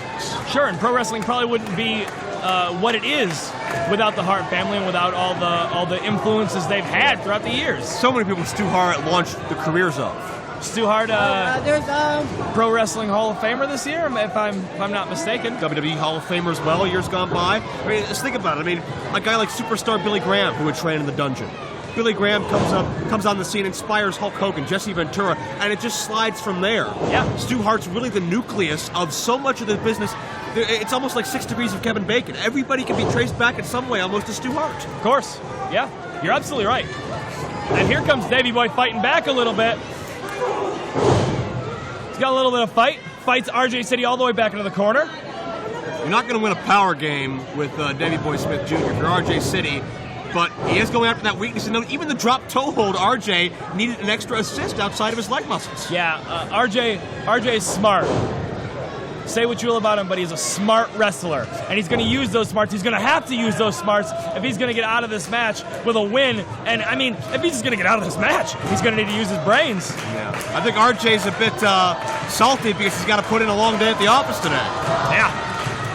Absolutely. And check out Smith trying to create some space between himself and RJ to lessen the impact of that knee vice, and also shifting the momentum to get RJ on his shoulders. Man, that Billy Robinson influence, this guy's got a counter for everything. Right. That catch-can style. And for those that don't know, Billy Robinson, in his era, probably the most respected ground grappler of all time. Oh my God, absolutely. In the same category of great men like Vern Gagne, men of decades gone by, who could legitimately just haphazardly hurt you without even putting forth much effort. That's how good they are. The Danny Hodges of the world, the Lou Theszes of the world. They know a counter for everything. There is, if you look at it, there is a counter for everything. And Billy Robinson's a guy who knew that and took advantage of it. And the fact that Davey Boy Jr. here has that on his side is showing true here, for sure. Absolutely. And to your point, Colin, that is why we are seeing a better Davey Boy Smith Jr. than we ever saw on global television. Yeah, absolutely. RJ a step ahead there, though, counters that Enziguri. Maybe a tribute to late Uncle Owen. Yeah. And now there's what RJ's all about. Yeah. Mugging for the cameras. Getting that big Cheshire Cat grin on camera. Bit of a mistake, I'd say. At this point, he's got the big man off his feet. He's got to hold on. Really, he's got to focus. He's got to, batten down and just go at him now. Can you believe the temerity and audacity of RJ to taunt a legend like Bret Hart? That's RJ City, though. That's always been RJ City. It's always going to be RJ City. Davey Boy reverses. He had the knee barred of RJ. I do believe RJ had to go to the ropes. Yeah, he held it on, but he could only hold it on so long with the pain in his knee. Sure. And RJ not letting, or I should say Smith not letting RJ out of his grasp. RJ may have been going high risk, and Smith has other ideas. I don't know about high risk. RJ may be going for a sparkling water on the floor. Well, yeah, that may be true as well. That's more like an RJ City move. Well, you got to think, too, is RJ getting desperate?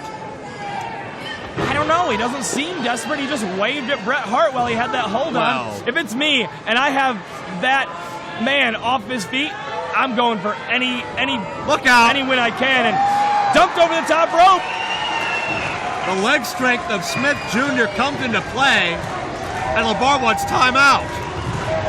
10 minutes gone by in this contest. Everyone knows you only get 2 timeouts in wrestling. What? Is that right? No, there's no timeouts in wrestling. Really? Am I wrong? No crying either. No crying in baseball. There's definitely crying in wrestling. Well, it depends on who you talk to. But RJ City hangs up the throat. Davey Boy hit larynx first on that tightly enforced ring rope. And you can speak from experience. There's not a lot of give. That'll bounce back right into you. No, there's steel cable underneath that. And there you see RJ going high risk. Uncharacteristic of Mr. Sports Entertainment. I think it's the first time he's ever seen the top rope. Hope he doesn't get a nosebleed. Oh, Davey Boy. That's maybe why RJ doesn't go to the top rope that often. Doesn't know what to do up there. Trying to get some feeling back in that leg. Woo! Lays that forearm in. I would say RJ's out on his feet, but he's not even doing that well. Yeah. Out on his feet. Feet on the first rope. This is not a good place for RJ City to be right now. Not in the least. You see Davey Boy trying to knock some feeling back in that injured leg. Oh, my God. All the way up. Shades of Bret and Davey Boy and Philly at 95.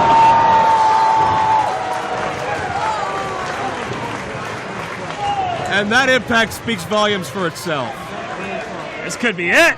Gotta be it. You kidding me? Oh, no. No way! I think LeBar just about had a heart attack on the outside. All the way up and all the way down, and RJ City still kicked out. And you know, that mat is hard, just hitting it from ground level. Yeah, RJ City, well, it may be non-title. He still does not want to lose this match. He still has something to prove here. Imagine what a win over Davey Boy Smith Jr. will do for the already inflated confidence of RJ City. And there you see Davey Boy firing off on RJ. There's some forearms like dear old dad. Manhattan drop. Couple of his Uncle Bret's moves there. There you go, side Russian leg sweep. Great tribute here tonight, but could not put RJ City away. Firmly in control still, though. Oh, wait a second. Drops the head down to the midsection. But you know what he softened RJ up for? Yep. Another Bret move. We got 3 so far. 2 to go. I think we do. Looking at the 4th. Bret knew what worked. No, shaking it up with a leg drop. Modifying a little bit, but you can tell. Oh, so close. You can tell he was coached up a little bit going into this one by his Uncle Bret. Absolutely. Hey, that man's a 7-time world champion. You gonna tell him no? Absolutely not. Double underhook. Butterfly suplex. Nicely done. Good to have him. Their fall. Again, that kind of European influence. Yeah, absolutely. Like I was saying, RJ City he's not going to lose the title, but he could really use this feather in his cap. Uh-oh. And now we're going to see the true power of Davey Boy. No. Pile driver. Outlawed in 90% of this industry, and RJ almost found out why the hard way. Missed that boot. Oh, goes low again. Yeah, back to the knee. And just like that, it shuts down Davey Boy. Yeah, Davey Boy seemingly was just getting feeling back in that knee, seemingly just getting it moving again, and gets chopped down by our... I see Bret urging on. 15 minutes gone by in this contest. If I'm RJ 15 City, minutes. and for the past couple minutes, I've been getting the floor cleaned with me. I do not whoa, take what time- is this, Colin? Don't do it. A sharpshooter? No. Too much leg strength. Here comes Davey Boy. Look at that sharpshooter in! Can he turn him? He got him! LaBar's got the official! LaBar with a distraction! RJ City's tapping! This match should be over! That's as long as Davey Boy can hold it. Oh, LaBar's gonna get it finally! Oh no. What's on the hand of RJ City? RJ, what, are those knocks? Brass knuckles! Counter! Counter! Davey Boy! The Bulldog power slam! Turn around! It's gonna be over! Wow! Davey Boy wins! Here is your winner,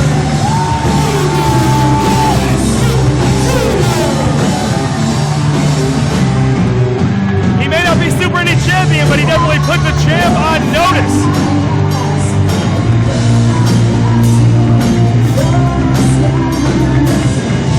And Davey Boy wants the championship! This was announced as non-title. We'll have to get a ruling from Chuck Roberts on this. I mean, it may be non-title, but I think he's definitely earned himself a title shot. And Uncle Bret could not be prouder.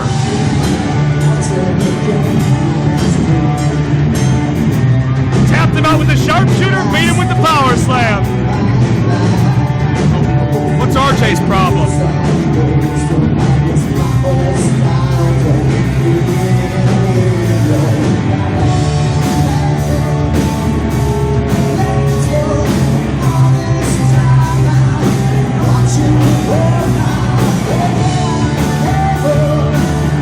RJ complaining about something with the official.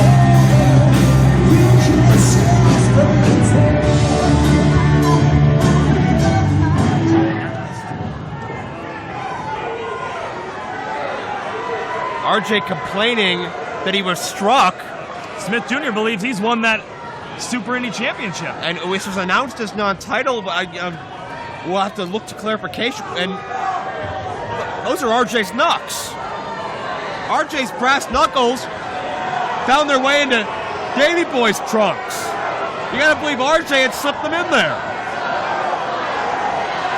He is crafty. And this capacity crowd in Meadville expressing their opinion. Who are you going to go with, ref? You going to believe RJ City or you going to believe this capacity crowd? Unfortunately, the official has to go on the circumstantial evidence, apparently. And that's highway robbery. I have just been informed by IWC senior official Troy Davis that due to the use of brass knuckles, he is reversing his decision. Your winner as a result of a disqualification and still IWC Super Indy Champion, RJ City! That's a travesty. Whether the championship would have rested with Davey Boy or not, that was a major win. That was a defeat of a champion. That was a guarantee of future success and opportunities. One second. I need some help from Meadville. Did I hit him in the head with those brass knuckles? Give me a no.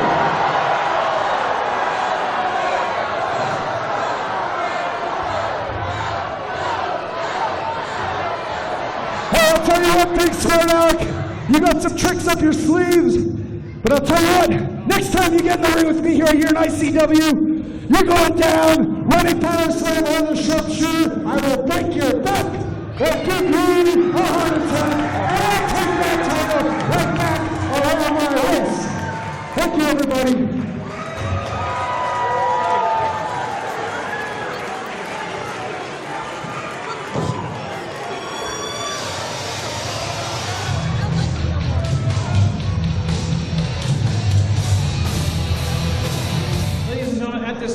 Please let me welcome to the ring a very special guest for all of us here at the IWC. Making his way here all the way from Riverton, Wyoming to join us here at IWC. He is going to be your special guest ring announcer for the next contest. Please put your hands together for Mr. Trevor Ellison.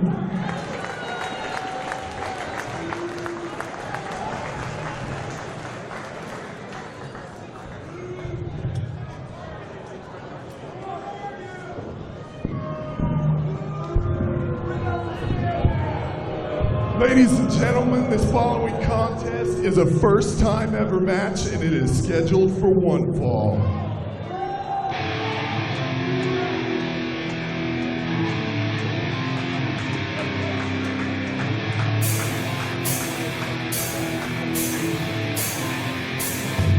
Introducing first, weighing in at 207 pounds, from Saratoga Springs, New York, the Round Eye Samurai, Bobby Fish.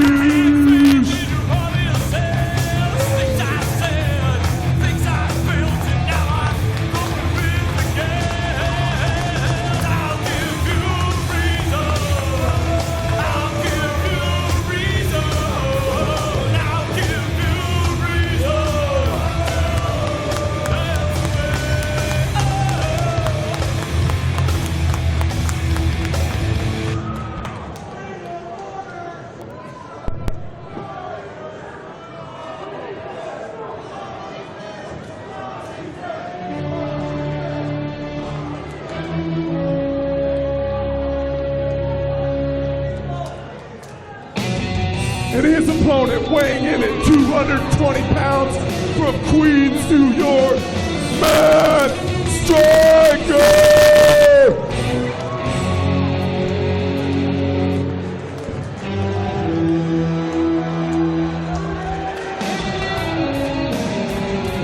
Matt Striker making his IWC return as Night of Superstars 2014 continues. Matt Striker is your teacher. I learned a lot earlier tonight, but will he be able to teach Bobby Fish anything about the art of professional wrestling? That's the question. Striker is smug. He is sure of himself. And the scary thing is, he's got the tools to back up almost everything he says. And he'll say quite a lot right now. Hi, everybody. First and foremost, I want to say that I'm from New York City, so let's go Rangers! Hang on a second. Hang on. You're really going to turn on me because of a sports team allegiance? Sidney Crosby? Dude, hang on. Hang on. A stiff wind comes and that guy topples over. Get out of here. What's the name of the team here? The Bulldogs? Bulldogs? I can think of a bull and then another four-letter word that goes after that. That would work for me. So I understand that tonight is to raise money for a good cause, correct? Did you all contribute to this great cause? Do you guys know that this gentleman right here, Bobby Fish, not only is he here for free tonight, but he also kicked in $1,000 of his own money to support this cause.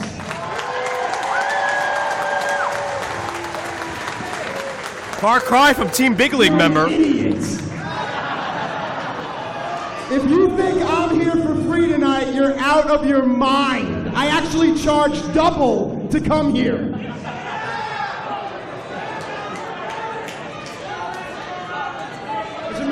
I think all of you should give me $1 right now. Everyone give me $1. You kid are so ugly you have to give me $2.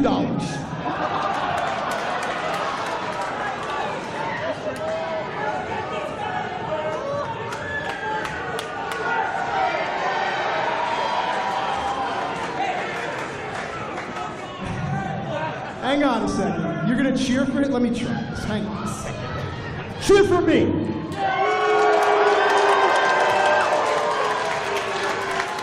All right, hang on. Something's not right. There must be something in the water here. Try it again, dude.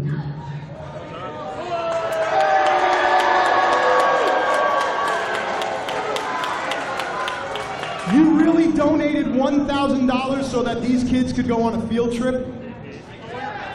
You dropped some. I'll tell you what. I just need you guys to be really quiet while I beat his ass. Okay?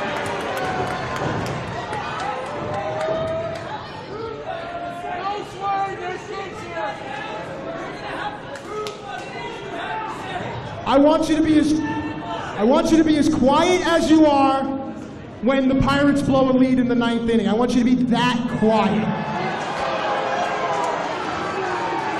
I want you to be as quiet as Ben Roethlisberger when the police come to get him.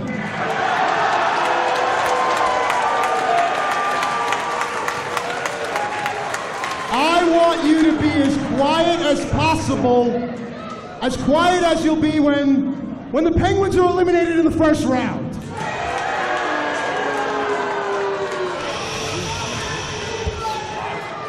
Oh, and by the way, sweetheart in Superman shirt, hi, you. I'm at the Sheraton by the airport, room 623, so come on by, okay, baby? Well, come on, have you seen the rest of the girls in here? You girls are disgusting. Come on now. Now, I know you're used to holding things this shape and size, so go ahead.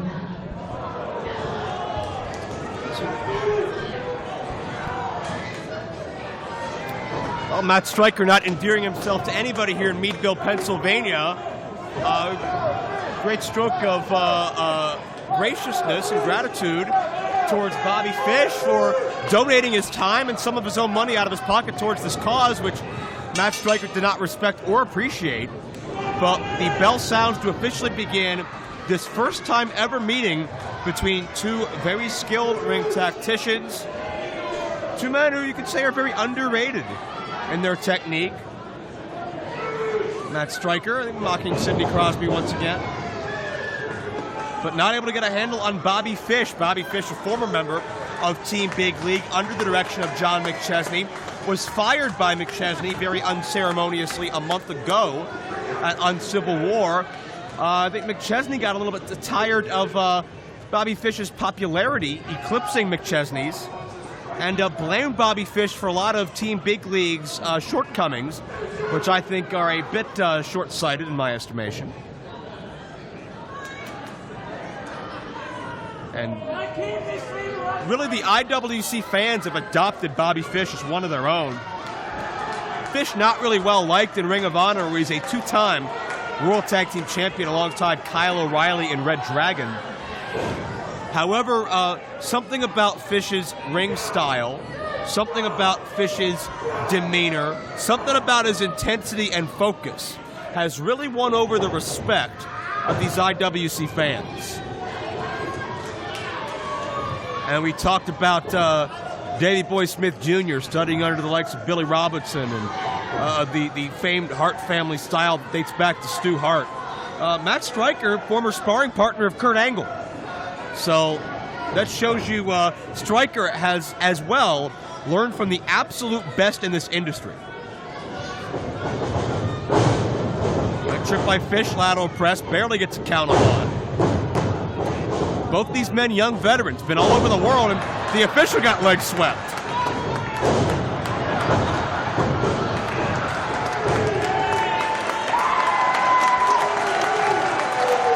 And I'm not totally sure what happened in that exchange. I think the official got caught up in the moment a bit. I think he'll have a meeting at Chuck Roberts' office Monday morning.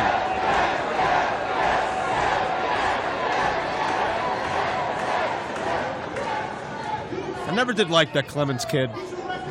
Kind of annoying. And Stryker taking umbrage. I think Stryker wants to form an alliance with Bobby Fish against the referee. And Stryker a step ahead. A teaching background. Lured Fish in, but took him exactly where he wanted to go. Series of reversals, standing side switches up the hammerlock, and Matt Stryker embarrassed the second time. He made himself dizzy. Speaking of dizzy, I'm not sure where Colin Delaney is right now, but we'll look into that. And Stryker trapped in the official end. There you have it, folks. I'm not sure, once again, what happened to my life.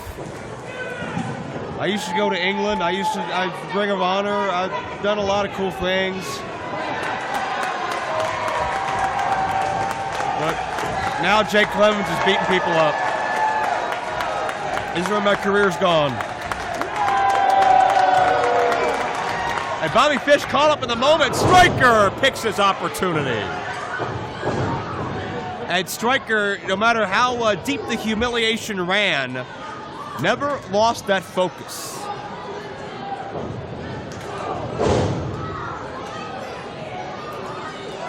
I'm pretty proud of himself in that right. Is Matt Striker. Both these men have been all over the world.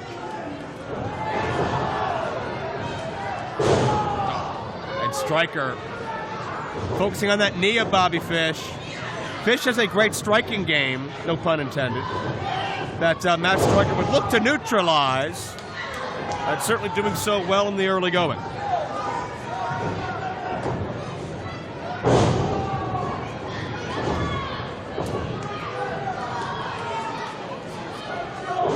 And Fish just trying to create some distance, fight away from Matt Striker, but Striker can be very meticulous. He's a well-educated man. That mind is moving constantly, miles per minute.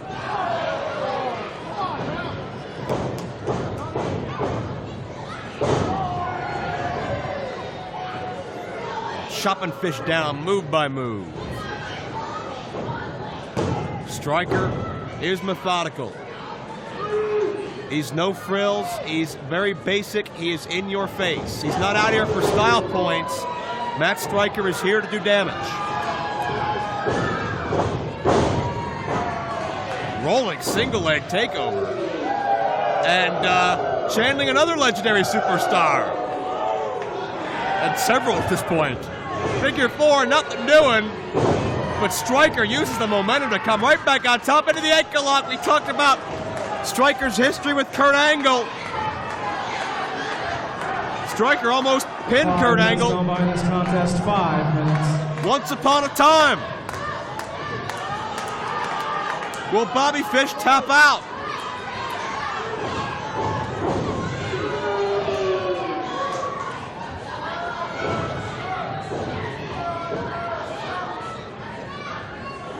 And Fish able to create that distance in the second time, break that grasp. Fish just trying to wrestle defensively at this point, and it's working. Bobby Fish get a responding kind to Striker. High round kick right around the sternum. This could do it. Cover no. Striker escaped with that left shoulder, but still feeling the effects of Bobby Fish.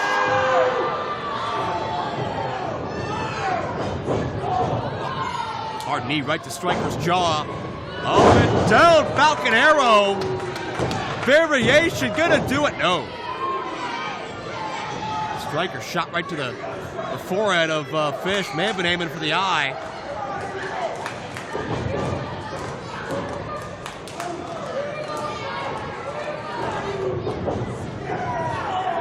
Got him that time in the eye.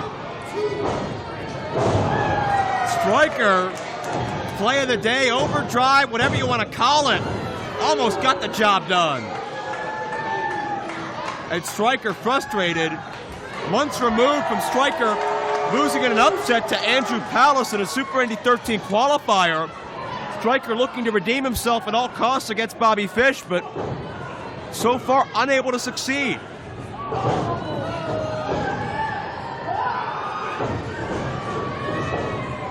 And there's Striker, roll up, Truggs, Striker tried to steal it.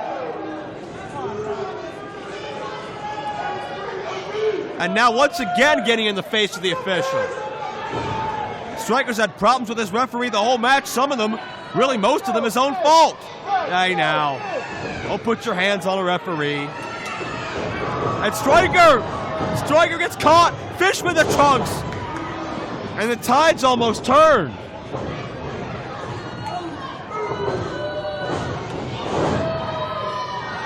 Fish Chop Striker down. Striker ducks the first one. Can't counter the Oklahoma roll. Gonna do it? No. High kick to the temple. Now got him. Bobby Fish puts him away.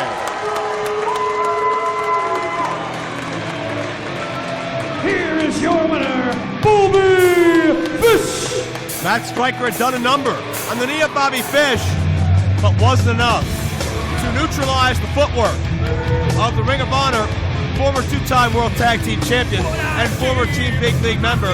Bobby Fish with a big win, and Matt Striker is 0-2 here in IWC Wrestling. Bobby Fish proves there is life after Team Big League in the International Wrestling Cartel.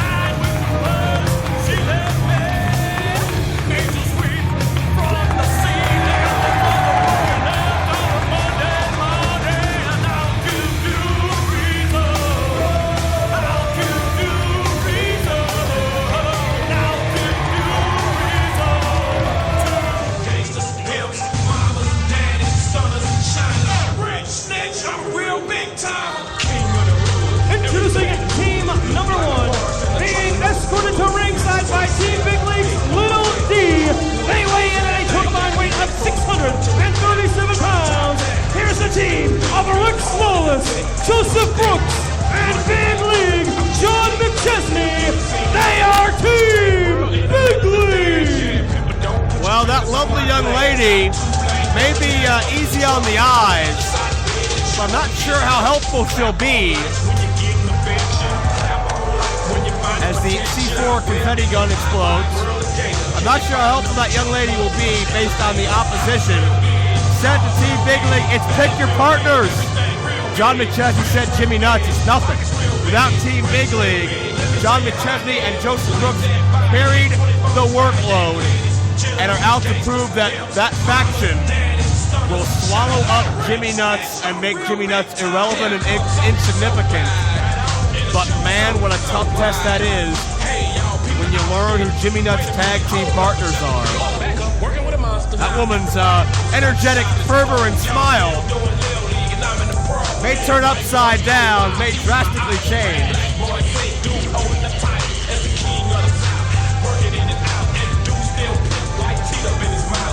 John McChesney has not been the same since losing the IWC Championship.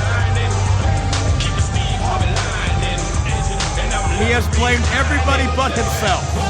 Norm Connors, Jimmy Nuts, Bobby Fish.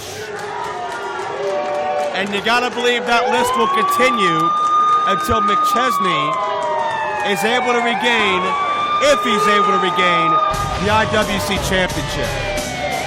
And their opponents.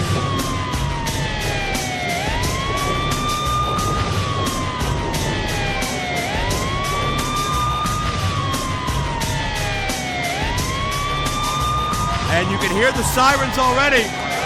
There's about to be an emergency. They weigh in at a total combined weight of 730 pounds. First wrestling out of Morgantown, West Virginia, Jimmy Nuts. And his tag team partners, wrestling out of Detroit, Michigan. First, he is the big, bad, booby daddy, Big Papa Pump, Scott Steiner, and the dog-faced gremlin, Rick Steiner, the Steiner Brothers. When Jimmy Nuts had the opportunity to pick anybody as his tag team partners to take on Team Big League, boy did Jimmy Nuts hit a home run. One of the greatest tag teams in professional wrestling history. 7-time World Tag Team Champions. 1-time United States Tag Team Champions. 2-time IWGP Tag Team Champions. Of course, their runs in the WWF and WCW and NWA are historic and legendary. Their battles with everybody from the Road Warriors to Doom to the legendary Skyscrapers to everybody, the Quebecers up and down the line, Harlem Heat, the Outsiders, every legendary team of the past 25 years, the Steiners have opposed, and almost all of them they've beaten. The Dudley Boys, they keep listing them. And you don't see very often the Steiner brothers together anymore. Rick Steiner largely has left the ring. Scott Steiner is a loose cannon. He comes and goes when he wants, where he wants. That's Rick Steiner's mantra in a nutshell. Scott Steiner with some new ink on him. And you gotta wonder the intimidation factor looking across the ring and seeing that. Knowing his reputation. Ask anybody that's ever had to put him out on live television what Scott Steiner's reputation is. I wish Mark Madden were here to tell us stories of Scott Steiner's reputation.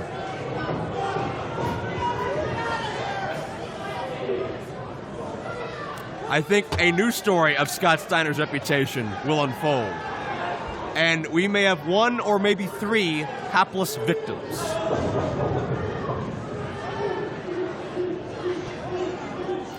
And you gotta wonder what's gonna happen if one of the Steiners gets in the ring with big 6'4" or 5", 275-pound wall known as Rex Lawless.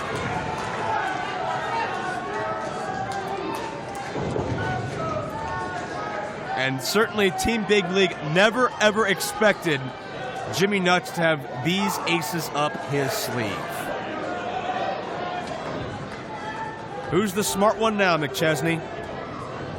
We will find out.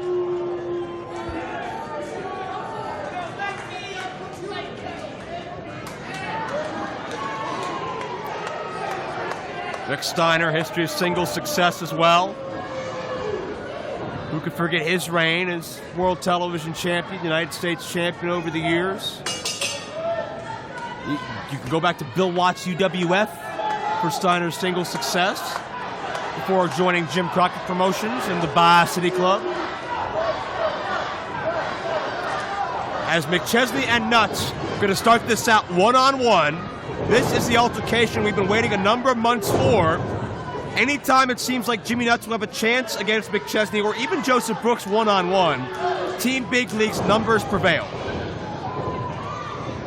McChesney views Jimmy Nuts as a young kid who he could use and abuse and cast aside when he was done with him.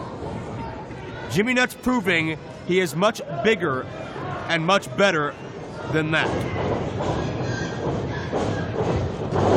Trademark McChesney dropkick, but Nuts had it scouted. And Jimmy is ready to go nuts here in Meadville, Pennsylvania. High angle back body drop, and McChesney sent halfway across the ring. And a tag quite quickly to Joseph Brooks. And keep in mind, these gentlemen, former tag team partners together.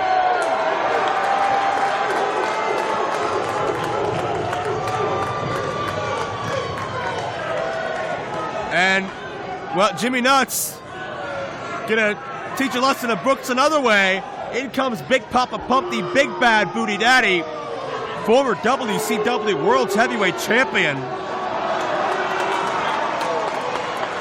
And one of the most intimidating men alive. Hello. No chance of locking up with Scott Steiner.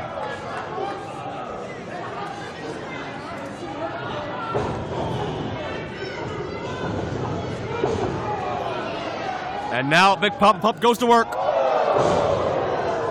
And that's about 280 pounds of power behind those chops.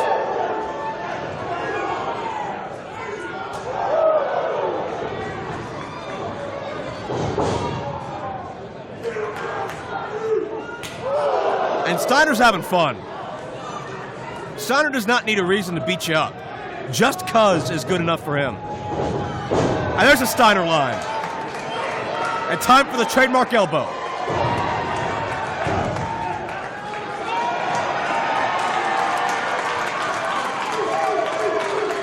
Scott Steiner for years, all about his freaks and his peaks, as he says.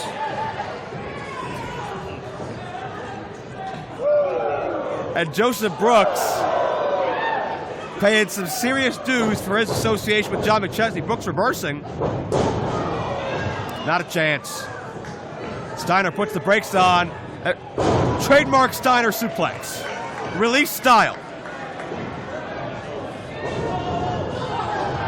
And McChesney from behind. Team Big League taking over 2-on-1. Maybe the only way to attempt to beat Steiner. Puts the brakes on. Double Steiner line.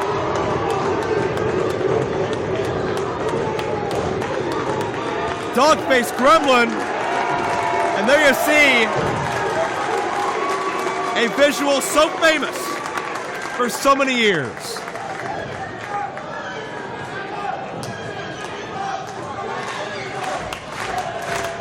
And Team Big League, who has dominated this organization for over a year, are backpedaling.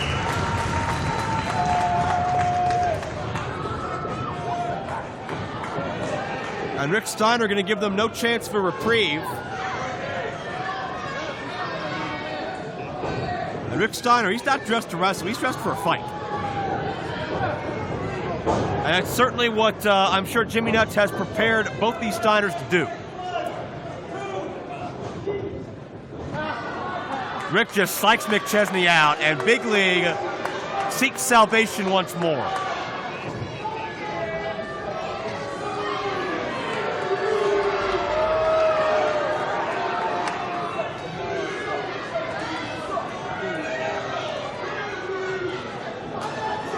I think the Steiner brothers are firmly in the head of John McChesney and the rest of Team Big League.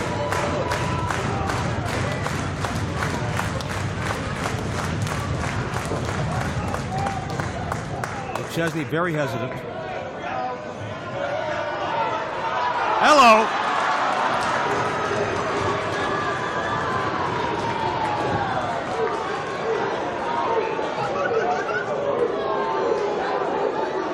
Steiner not impressed. 5 minutes gone by in this contest. 5 minutes.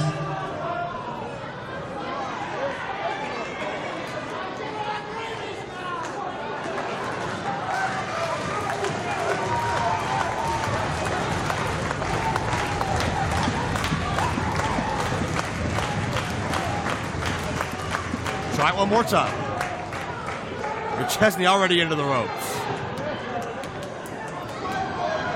McChesney is hiding behind his female accomplice, and from behind, Big Rex Lawless getting involved.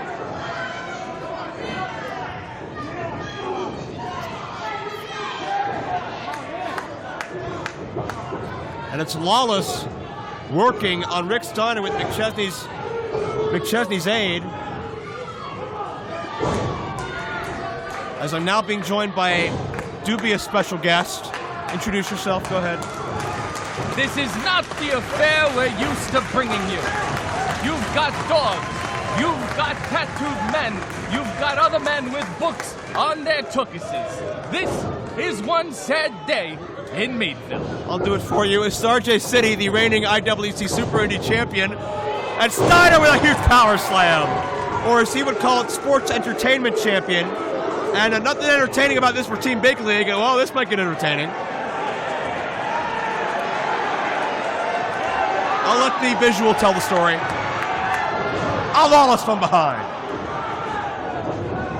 This man with my man, Rex Lawless, maybe the only guy that can match power for power with Scott Steiner. Did you see that one kick from Rex Lawless? And down goes Rick Steiner. Yeah. Shades of Michael Vick against the dog-faced gremlin. This is a very dangerous, dangerous man.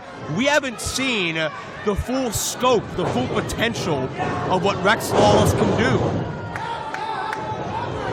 I think you're seeing it right now, how he takes a veteran off his feet. And if you want my opinion, the dog-faced gremlin needs to have a little more Purina if he wants to hang there with Rex Lawless. You're just entertaining yourself at this point, and I get it. It's all about you. It's the RJ City show. They're called puns, kids. Try to keep up with me. Well, right now, I'm concerned with Jimmy Nuts and John McChesney in this very heated personal rivalry. Certainly, you don't take anything personally. You think you're above the law. That's another story. Well, charisma.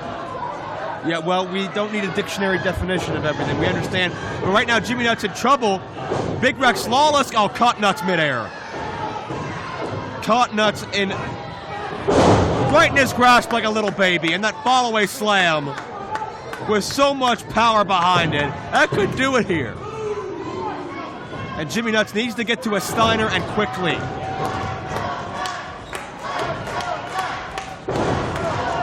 I gotta say, when Team Big League is in control, they certainly run like a well-oiled machine. And I think Jimmy Nuts is in a bit of trouble. I would agree with that. Jimmy Nuts fighting out of the corner on his former tag championship partner, Joseph Brooks, right now. Brooks able to shut Nuts back down. Reaching for that tag. We've seen such a coming of age of Jimmy Nuts in recent months since he's left Team Big League. Norm Connors has been great at guiding Jimmy Nuts along, and there's the Northern Lights by McChesney. Great bridge for two. The confidence of Jimmy Nuts has grown exponentially as well. He's not being put down. He's not a lackey. He's truly his own man. Why would you want to be your own man when you can be associated with John McChesney? Well, because I think as McChesney hits the dropkick that time for two, the issue there is that McChesney blamed Jimmy Nuts for all of McChesney's problems and shortcomings, and it was McChesney who fired Jimmy Nuts from Team Big League. What you're seeing now, kids, you just saw a chin lock, and that is the mark of true wrestling greatness. Well, it was the mark of McChesney trying to isolate Jimmy Nuts, but Nuts keeps fighting back to his feet. Well, speaking of marks, it's a pleasure to be sitting next to you. I don't understand what you mean. You know, I saw your last name. I knew you were dumb, but I didn't know you were Polish. Okay, it's another section of the fans we've offended here tonight.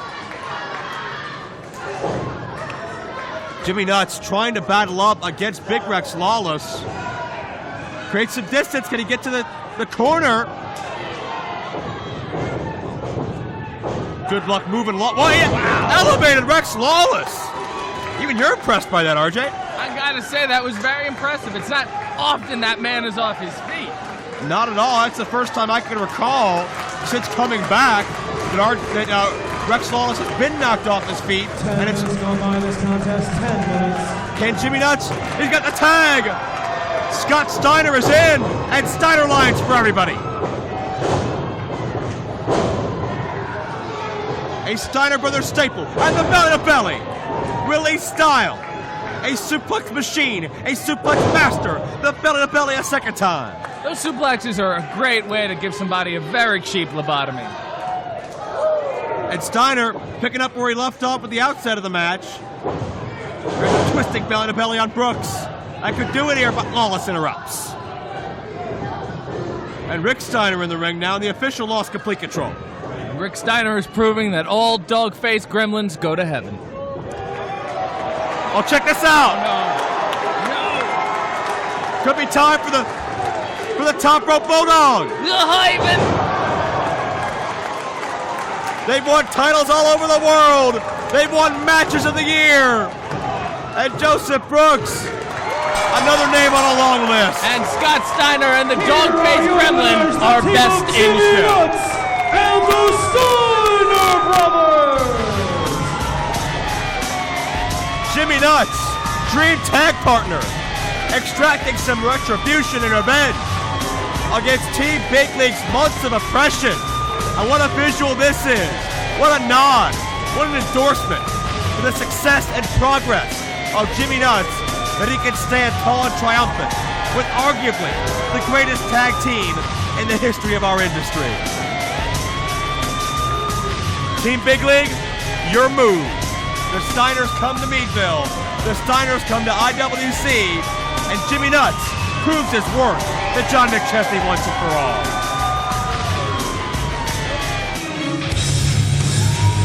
Introducing first, he weighs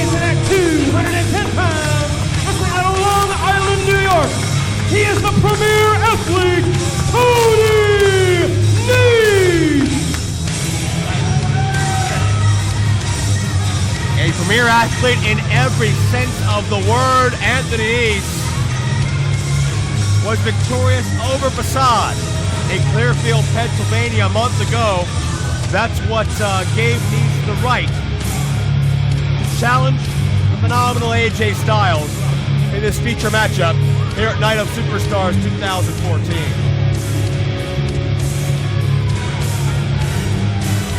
Nese is very underrated by many, but his career has reached new peaks in recent months. You know, when I think of superstars, a bunch of names come to mind. Ernest Borgnine, Ethel Merman, Jack Palance.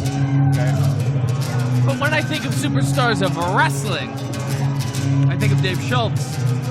Anybody, Nick Bockwinkel. Anybody from this century, anytime? Did Nick Bockwinkel have a son? That we now wait the introduction of an IWC star returning home.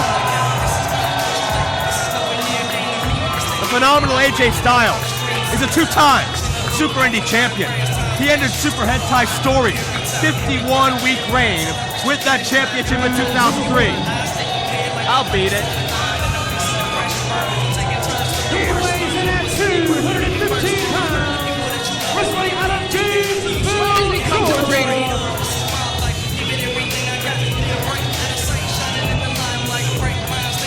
He is the phenomenal AJ Styles!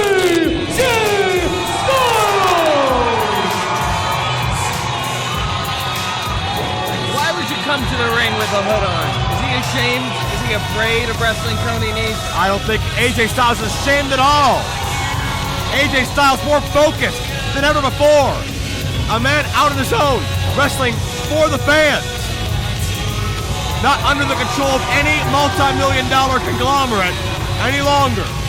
AJ Styles had so many matches of the year here in IWC, time after time. Wars with Colt Cabana, Matt Hardy, Christian Cage, and many, many others. His battles are legendary here in this organization. AJ has not been in IWC since December of 2009 when he defeated Delirious.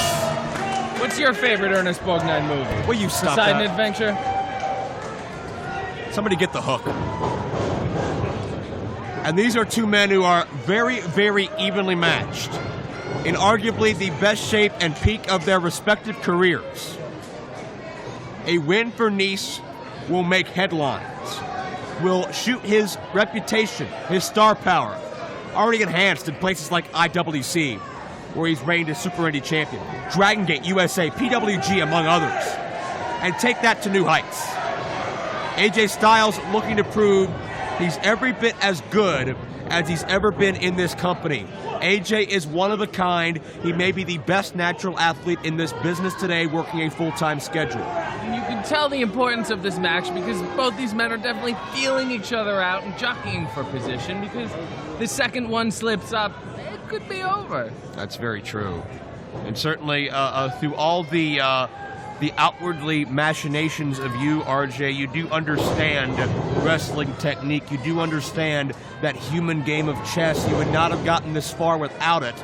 And great to get your perspective on this as we see, AJ, to follow up on that point, he's been in this industry working at a breakneck pace for 15 years now.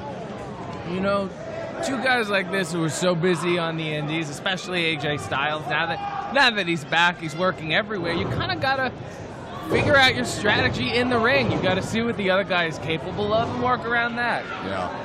I mean, AJ had been outside of independent wrestling for so long. This is a new crop of talent, really a new style. And you know just as well as anybody, this industry is constantly evolving, and the independent scene today is not the independent scene of even 3 years ago. Absolutely not. It certainly didn't have me here. Well, that's something to pontificate upon. AJ's made a big-time impact in Ring of Honor as well. A return there to an organization he helped build. AJ was balancing schedules on TNA, Ring of Honor, and IWC, and numerous other promotions, all at the same time throughout the early to mid-2000s. Really a golden age of independent professional wrestling. And it's Nese with a reversal center ring. Again, to your point, both men are very careful. Yeah, they're taking their time and exchanging simple holds and jockeying for position. Oh, AJ caught Nese trying to nip up and just dropped down with that side headlock. And you can control. And notice AJ has the left arm of Nese grapevine, keeping Nese from using that for leverage. Nese has to go to the hair to get something going here.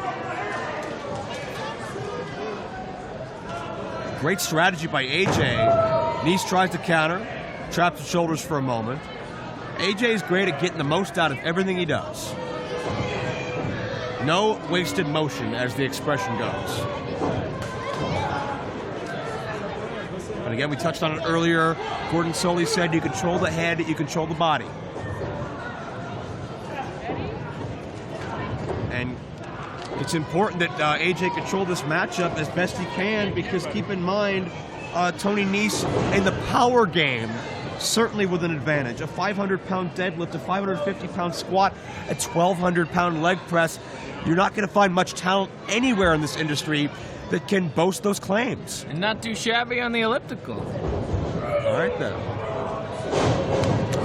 Nese drops down again. I mean, it must just feel like a vice around AJ's head right now to have that tight clasp of Tony Nese around the head and temple of AJ. Well, Nese is the more powerful of the two, and you can see how long AJ's headlock lasted, and the fact that this is lasting much longer will tell you how powerful Tony Nese is. AJ just trying to keep himself at a vertical base. He's got a chance at a vertical base. Leapfrog drop down. That usually is a setup into an AJ Styles drop kick. But notice Nese was prepared to drop back down to that headlock. Because the headlock works, so you stick with it. And again, that's a disadvantage of AJ being on global television for basically the past 10 years. You know what AJ does. It's like the time I worked with Milton Berle. I knew his act backwards and forwards. Well, he's got a hell of a headlock, too. Mr. Headlock, they used to call him. I don't think that happened at all. I'm pretty sure it did. Beside an adventure? I remember he was called Mildred Burke one time, but that's another story. Anybody that gets that reference, God bless you. Pace quickens, and Tony Nese opens things up. AJ got the drop kick that time. Took him a couple minutes longer, but man, did it pay off. 5 minutes to find this contest. 5 minutes. And AJ, full speed ahead with the basement dropkick, baseball slide. What does that hand signal mean? Well, he has the Phenomenal One logo on each of his individual gloves, and when you combine them together, it makes the full logo. Looks like the diamond cutter for people with carpal tunnel. Okay. I was expecting a Power Rangers reference maybe, but that works too. Nese dropped, throat first, maybe sternum first on that steel guardrail. AJ Styles, a 5-time world champion. Ring of Honor tag champion. I believe a Ring of Honor pure champion. And as I mentioned, 2-time Super Indy champion. I don't think there's anywhere AJ's gone where he has not conquered and won gold. And AJ knows the rules. Who's that sitting front row? Is that the average Muda? See, RJ gets a little distracted easily. You know, fans, shiny objects, it'll do that to him. He put so much effort into his face paint that he's like, I'll just wear a tank top and sweatpants. High impact backbreaker by the Phenomenal One. Now, he was working over Nese's face and his nose. And now he started working the back. They're all setups for the Styles Clash. That's a great point. AJ's offense is so meticulous and so all-encompassing. Trademark AJ knee drop. There's a cover. Only a count of one. RJ, who are these people that you're hiring to come over here and ask for autographs and pictures from you? They're part of Jerry's kids. I'm taking over this Labor Day. I don't believe that for a second. You'll never walk alone. This is a great cause here tonight, and I'm sure you're here under duress. AJ up and over. Nese nowhere to be found. Standing side switch. And Nese takes the leg. AJ nip up into the modified Hurricane Rana. Both these men can catch you so off guard with how fluid they are in their motions. That's why I look forward to wrestling neither of them. There we go. Either one of them would make a great Super Indy champion in 2014. Yeah. Good luck. In your eyes, you just completely conquered that division already, haven't you? Well, is there anyone left? We'll see come Super Indy 13, perhaps. And check out this hang time. Gonna make Nese think about it. That blood rushes to the brain. Kids, if you're at home and you want to know what that feels like, lie upside down on your couch and then get up and try to run around and talk to your parents with a red face. That's an oddly specific request. Do it immediately. No, well, you can watch the match first. AJ with a chinlock cinched in on Nese. And again, these men want to keep one another in close confines because they know how sudden the other can be. It's like holding a bat in a shoebox. Where did you get that from? You've never held a bat in a shoebox before? I'm missing something here. You gotta hang out with me more often. I don't think that's a smart idea for anybody. Nese trying to break the grasp of AJ. Is that what they're doing on Nickelodeon now? Bats and shoeboxes? You're like Jim Cornette if he was worse.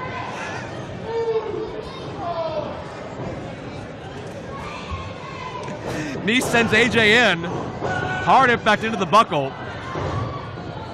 And AJ, oh, he's at home here. Springboard. Oh, Nese trips AJ up, and that was an awkward landing. That is flawless counter wrestling. Suckers the man in and beats him at his own game. I know you see gravity was AJ's worst enemy in that exchange. And there's so many awkward ways to land. Of course, the ring cable can have a whiplash-like effect. It went Nese with a suicide dive, and oh, AJ hit throat first on that guardrail. We're just going to touch upon the awkward landing. The rope, the ring frame, no giving it. Not to mention this thinly covered floor. But that guardrail may trump them all. You know, I gotta say, while the premier athlete is flexing, I'd like to congratulate Tony Nese on his engagement to Tina Moretti, and I certainly look forward to attending Tony and Tina's wedding. What are you talking about?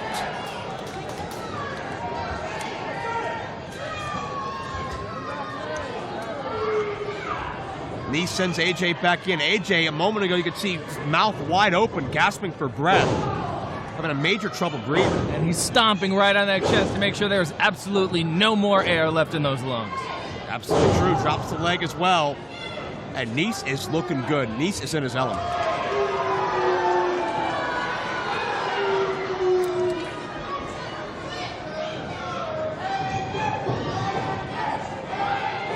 And AJ is certainly not the homecoming he expected here in IWC. Drops the leg again. And to keep in mind as Nese gets one off the cover, keep in mind a victory here not just will propel Nese forward, but whoever wins here, you got to think Nese, should he be victorious? Future Super Indy title shot. AJ, should he choose to pursue a Super Indy championship? Would love to see it. If I choose to pursue it. You can't duck forever. You've done a great job weaseling your way around a lot of contenders. Duck, duck, goose, my friends. Duck, duck, goose. You might be the goose in this situation. You might get goosed. AJ Styles out-quickened by Tony Nese. And how often do you say the phrase AJ Styles out-quickened? Springboard. Unbelievable offense. That springboard. K-Broad, I got two in no. Tony Nese seems to be sticking with those high-impact maneuvers to the throat and chest and trying to really drive the air out of AJ Styles. And that negates a large portion of AJ's most high-impact offense. And you know, if you can't breathe, you can't think straight, you start to panic. Kids, if you want to know what that feels like, take a plastic bag. Please don't do that. No. Where's that hook again? I'd like to caution all of our fans to please never listen to RJ City ever when he discusses anything. That is a very, very important disclaimer. And AJ Styles certainly not faring well in the least. That's a big mistake by Nese to not get more body on that cover. Hook the leg, man. AJ trying to fight his way to his feet.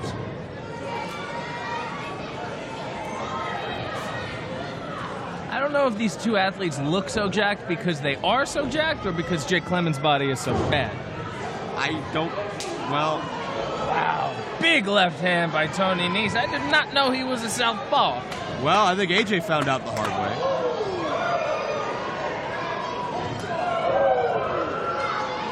AJ getting the best of the strike exchange at the moment. But check out this flurry.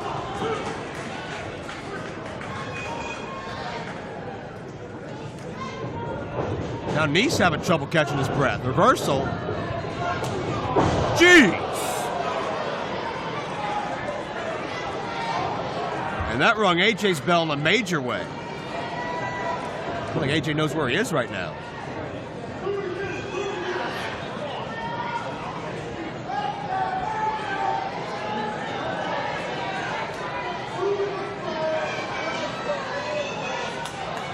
High risk. Superplex coming up. AJ counters. And AJ still on that second turnbuckle. AJ in his comfort zone. Tornado DDT. No, the power of Nese. That's unreal. And the agility on top of it. Those are the deadly consequences of great counter wrestling by Tony Nese. He doesn't even have to do any of his own moves. I don't think I've ever seen that before. That jump up Hurricane Rana. AJ pushes off. Springboard.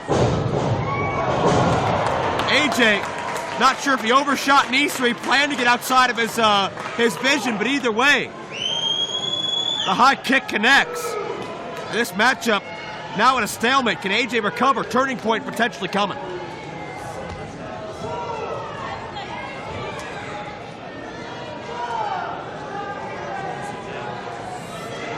Both men trying to shake up the cobwebs. Hope we don't see a draw. That would certainly be a shame. AJ to his feet, Nese to his feet. And the battle resumes.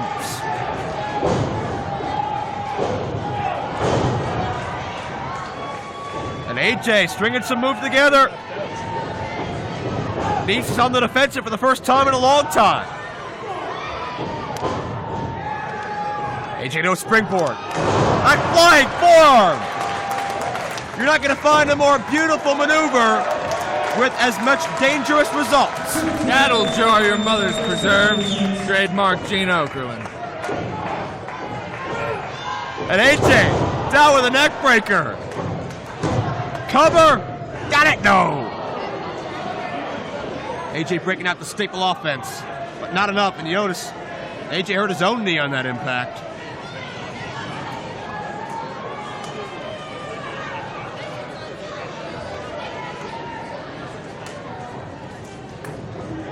Styles clash. That's a universal symbol, and Nese certainly sensed that coming as well.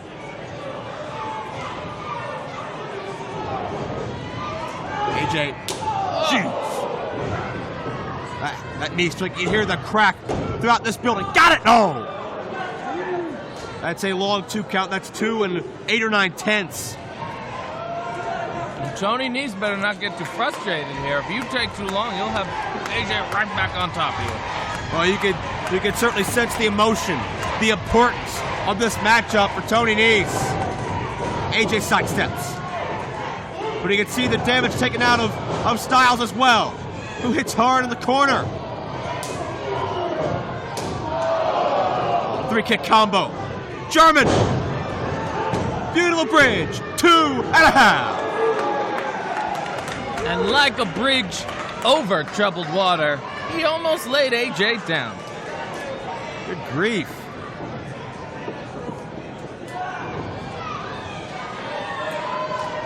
And Nese, he loves to go 450. He has a very, very impressive arsenal from the top rope in his own right.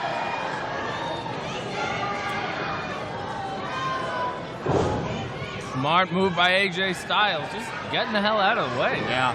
Not sure if that was instinctive or what, but Pele! The Pele kick out of nowhere, as is an AJ Styles staple.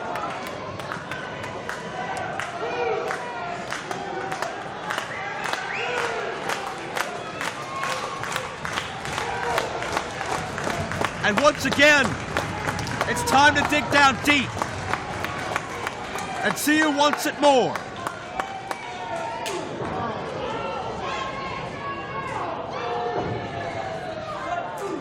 Oh, you can hear the impact.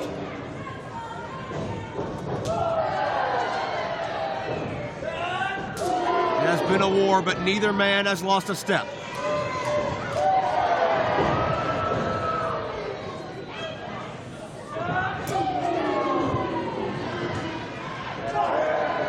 Nese throwing lefts and rights. It must be very confusing offense to combat. Quick roll up here. AJ. Oh my God. Oh, check out the power. And check out how AJ's head bounced. Oh, that was dangerous. Smart move. Hits him right in the base of his skull. He has no idea where he is. But Nese knows where he is. He's about to deliver a 450. Nobody home. AJ out of the way. And Nese may be prone. No. AJ fight for his life out there. And a hell of a clothesline. And now, the signal. Here it comes. Styles clash.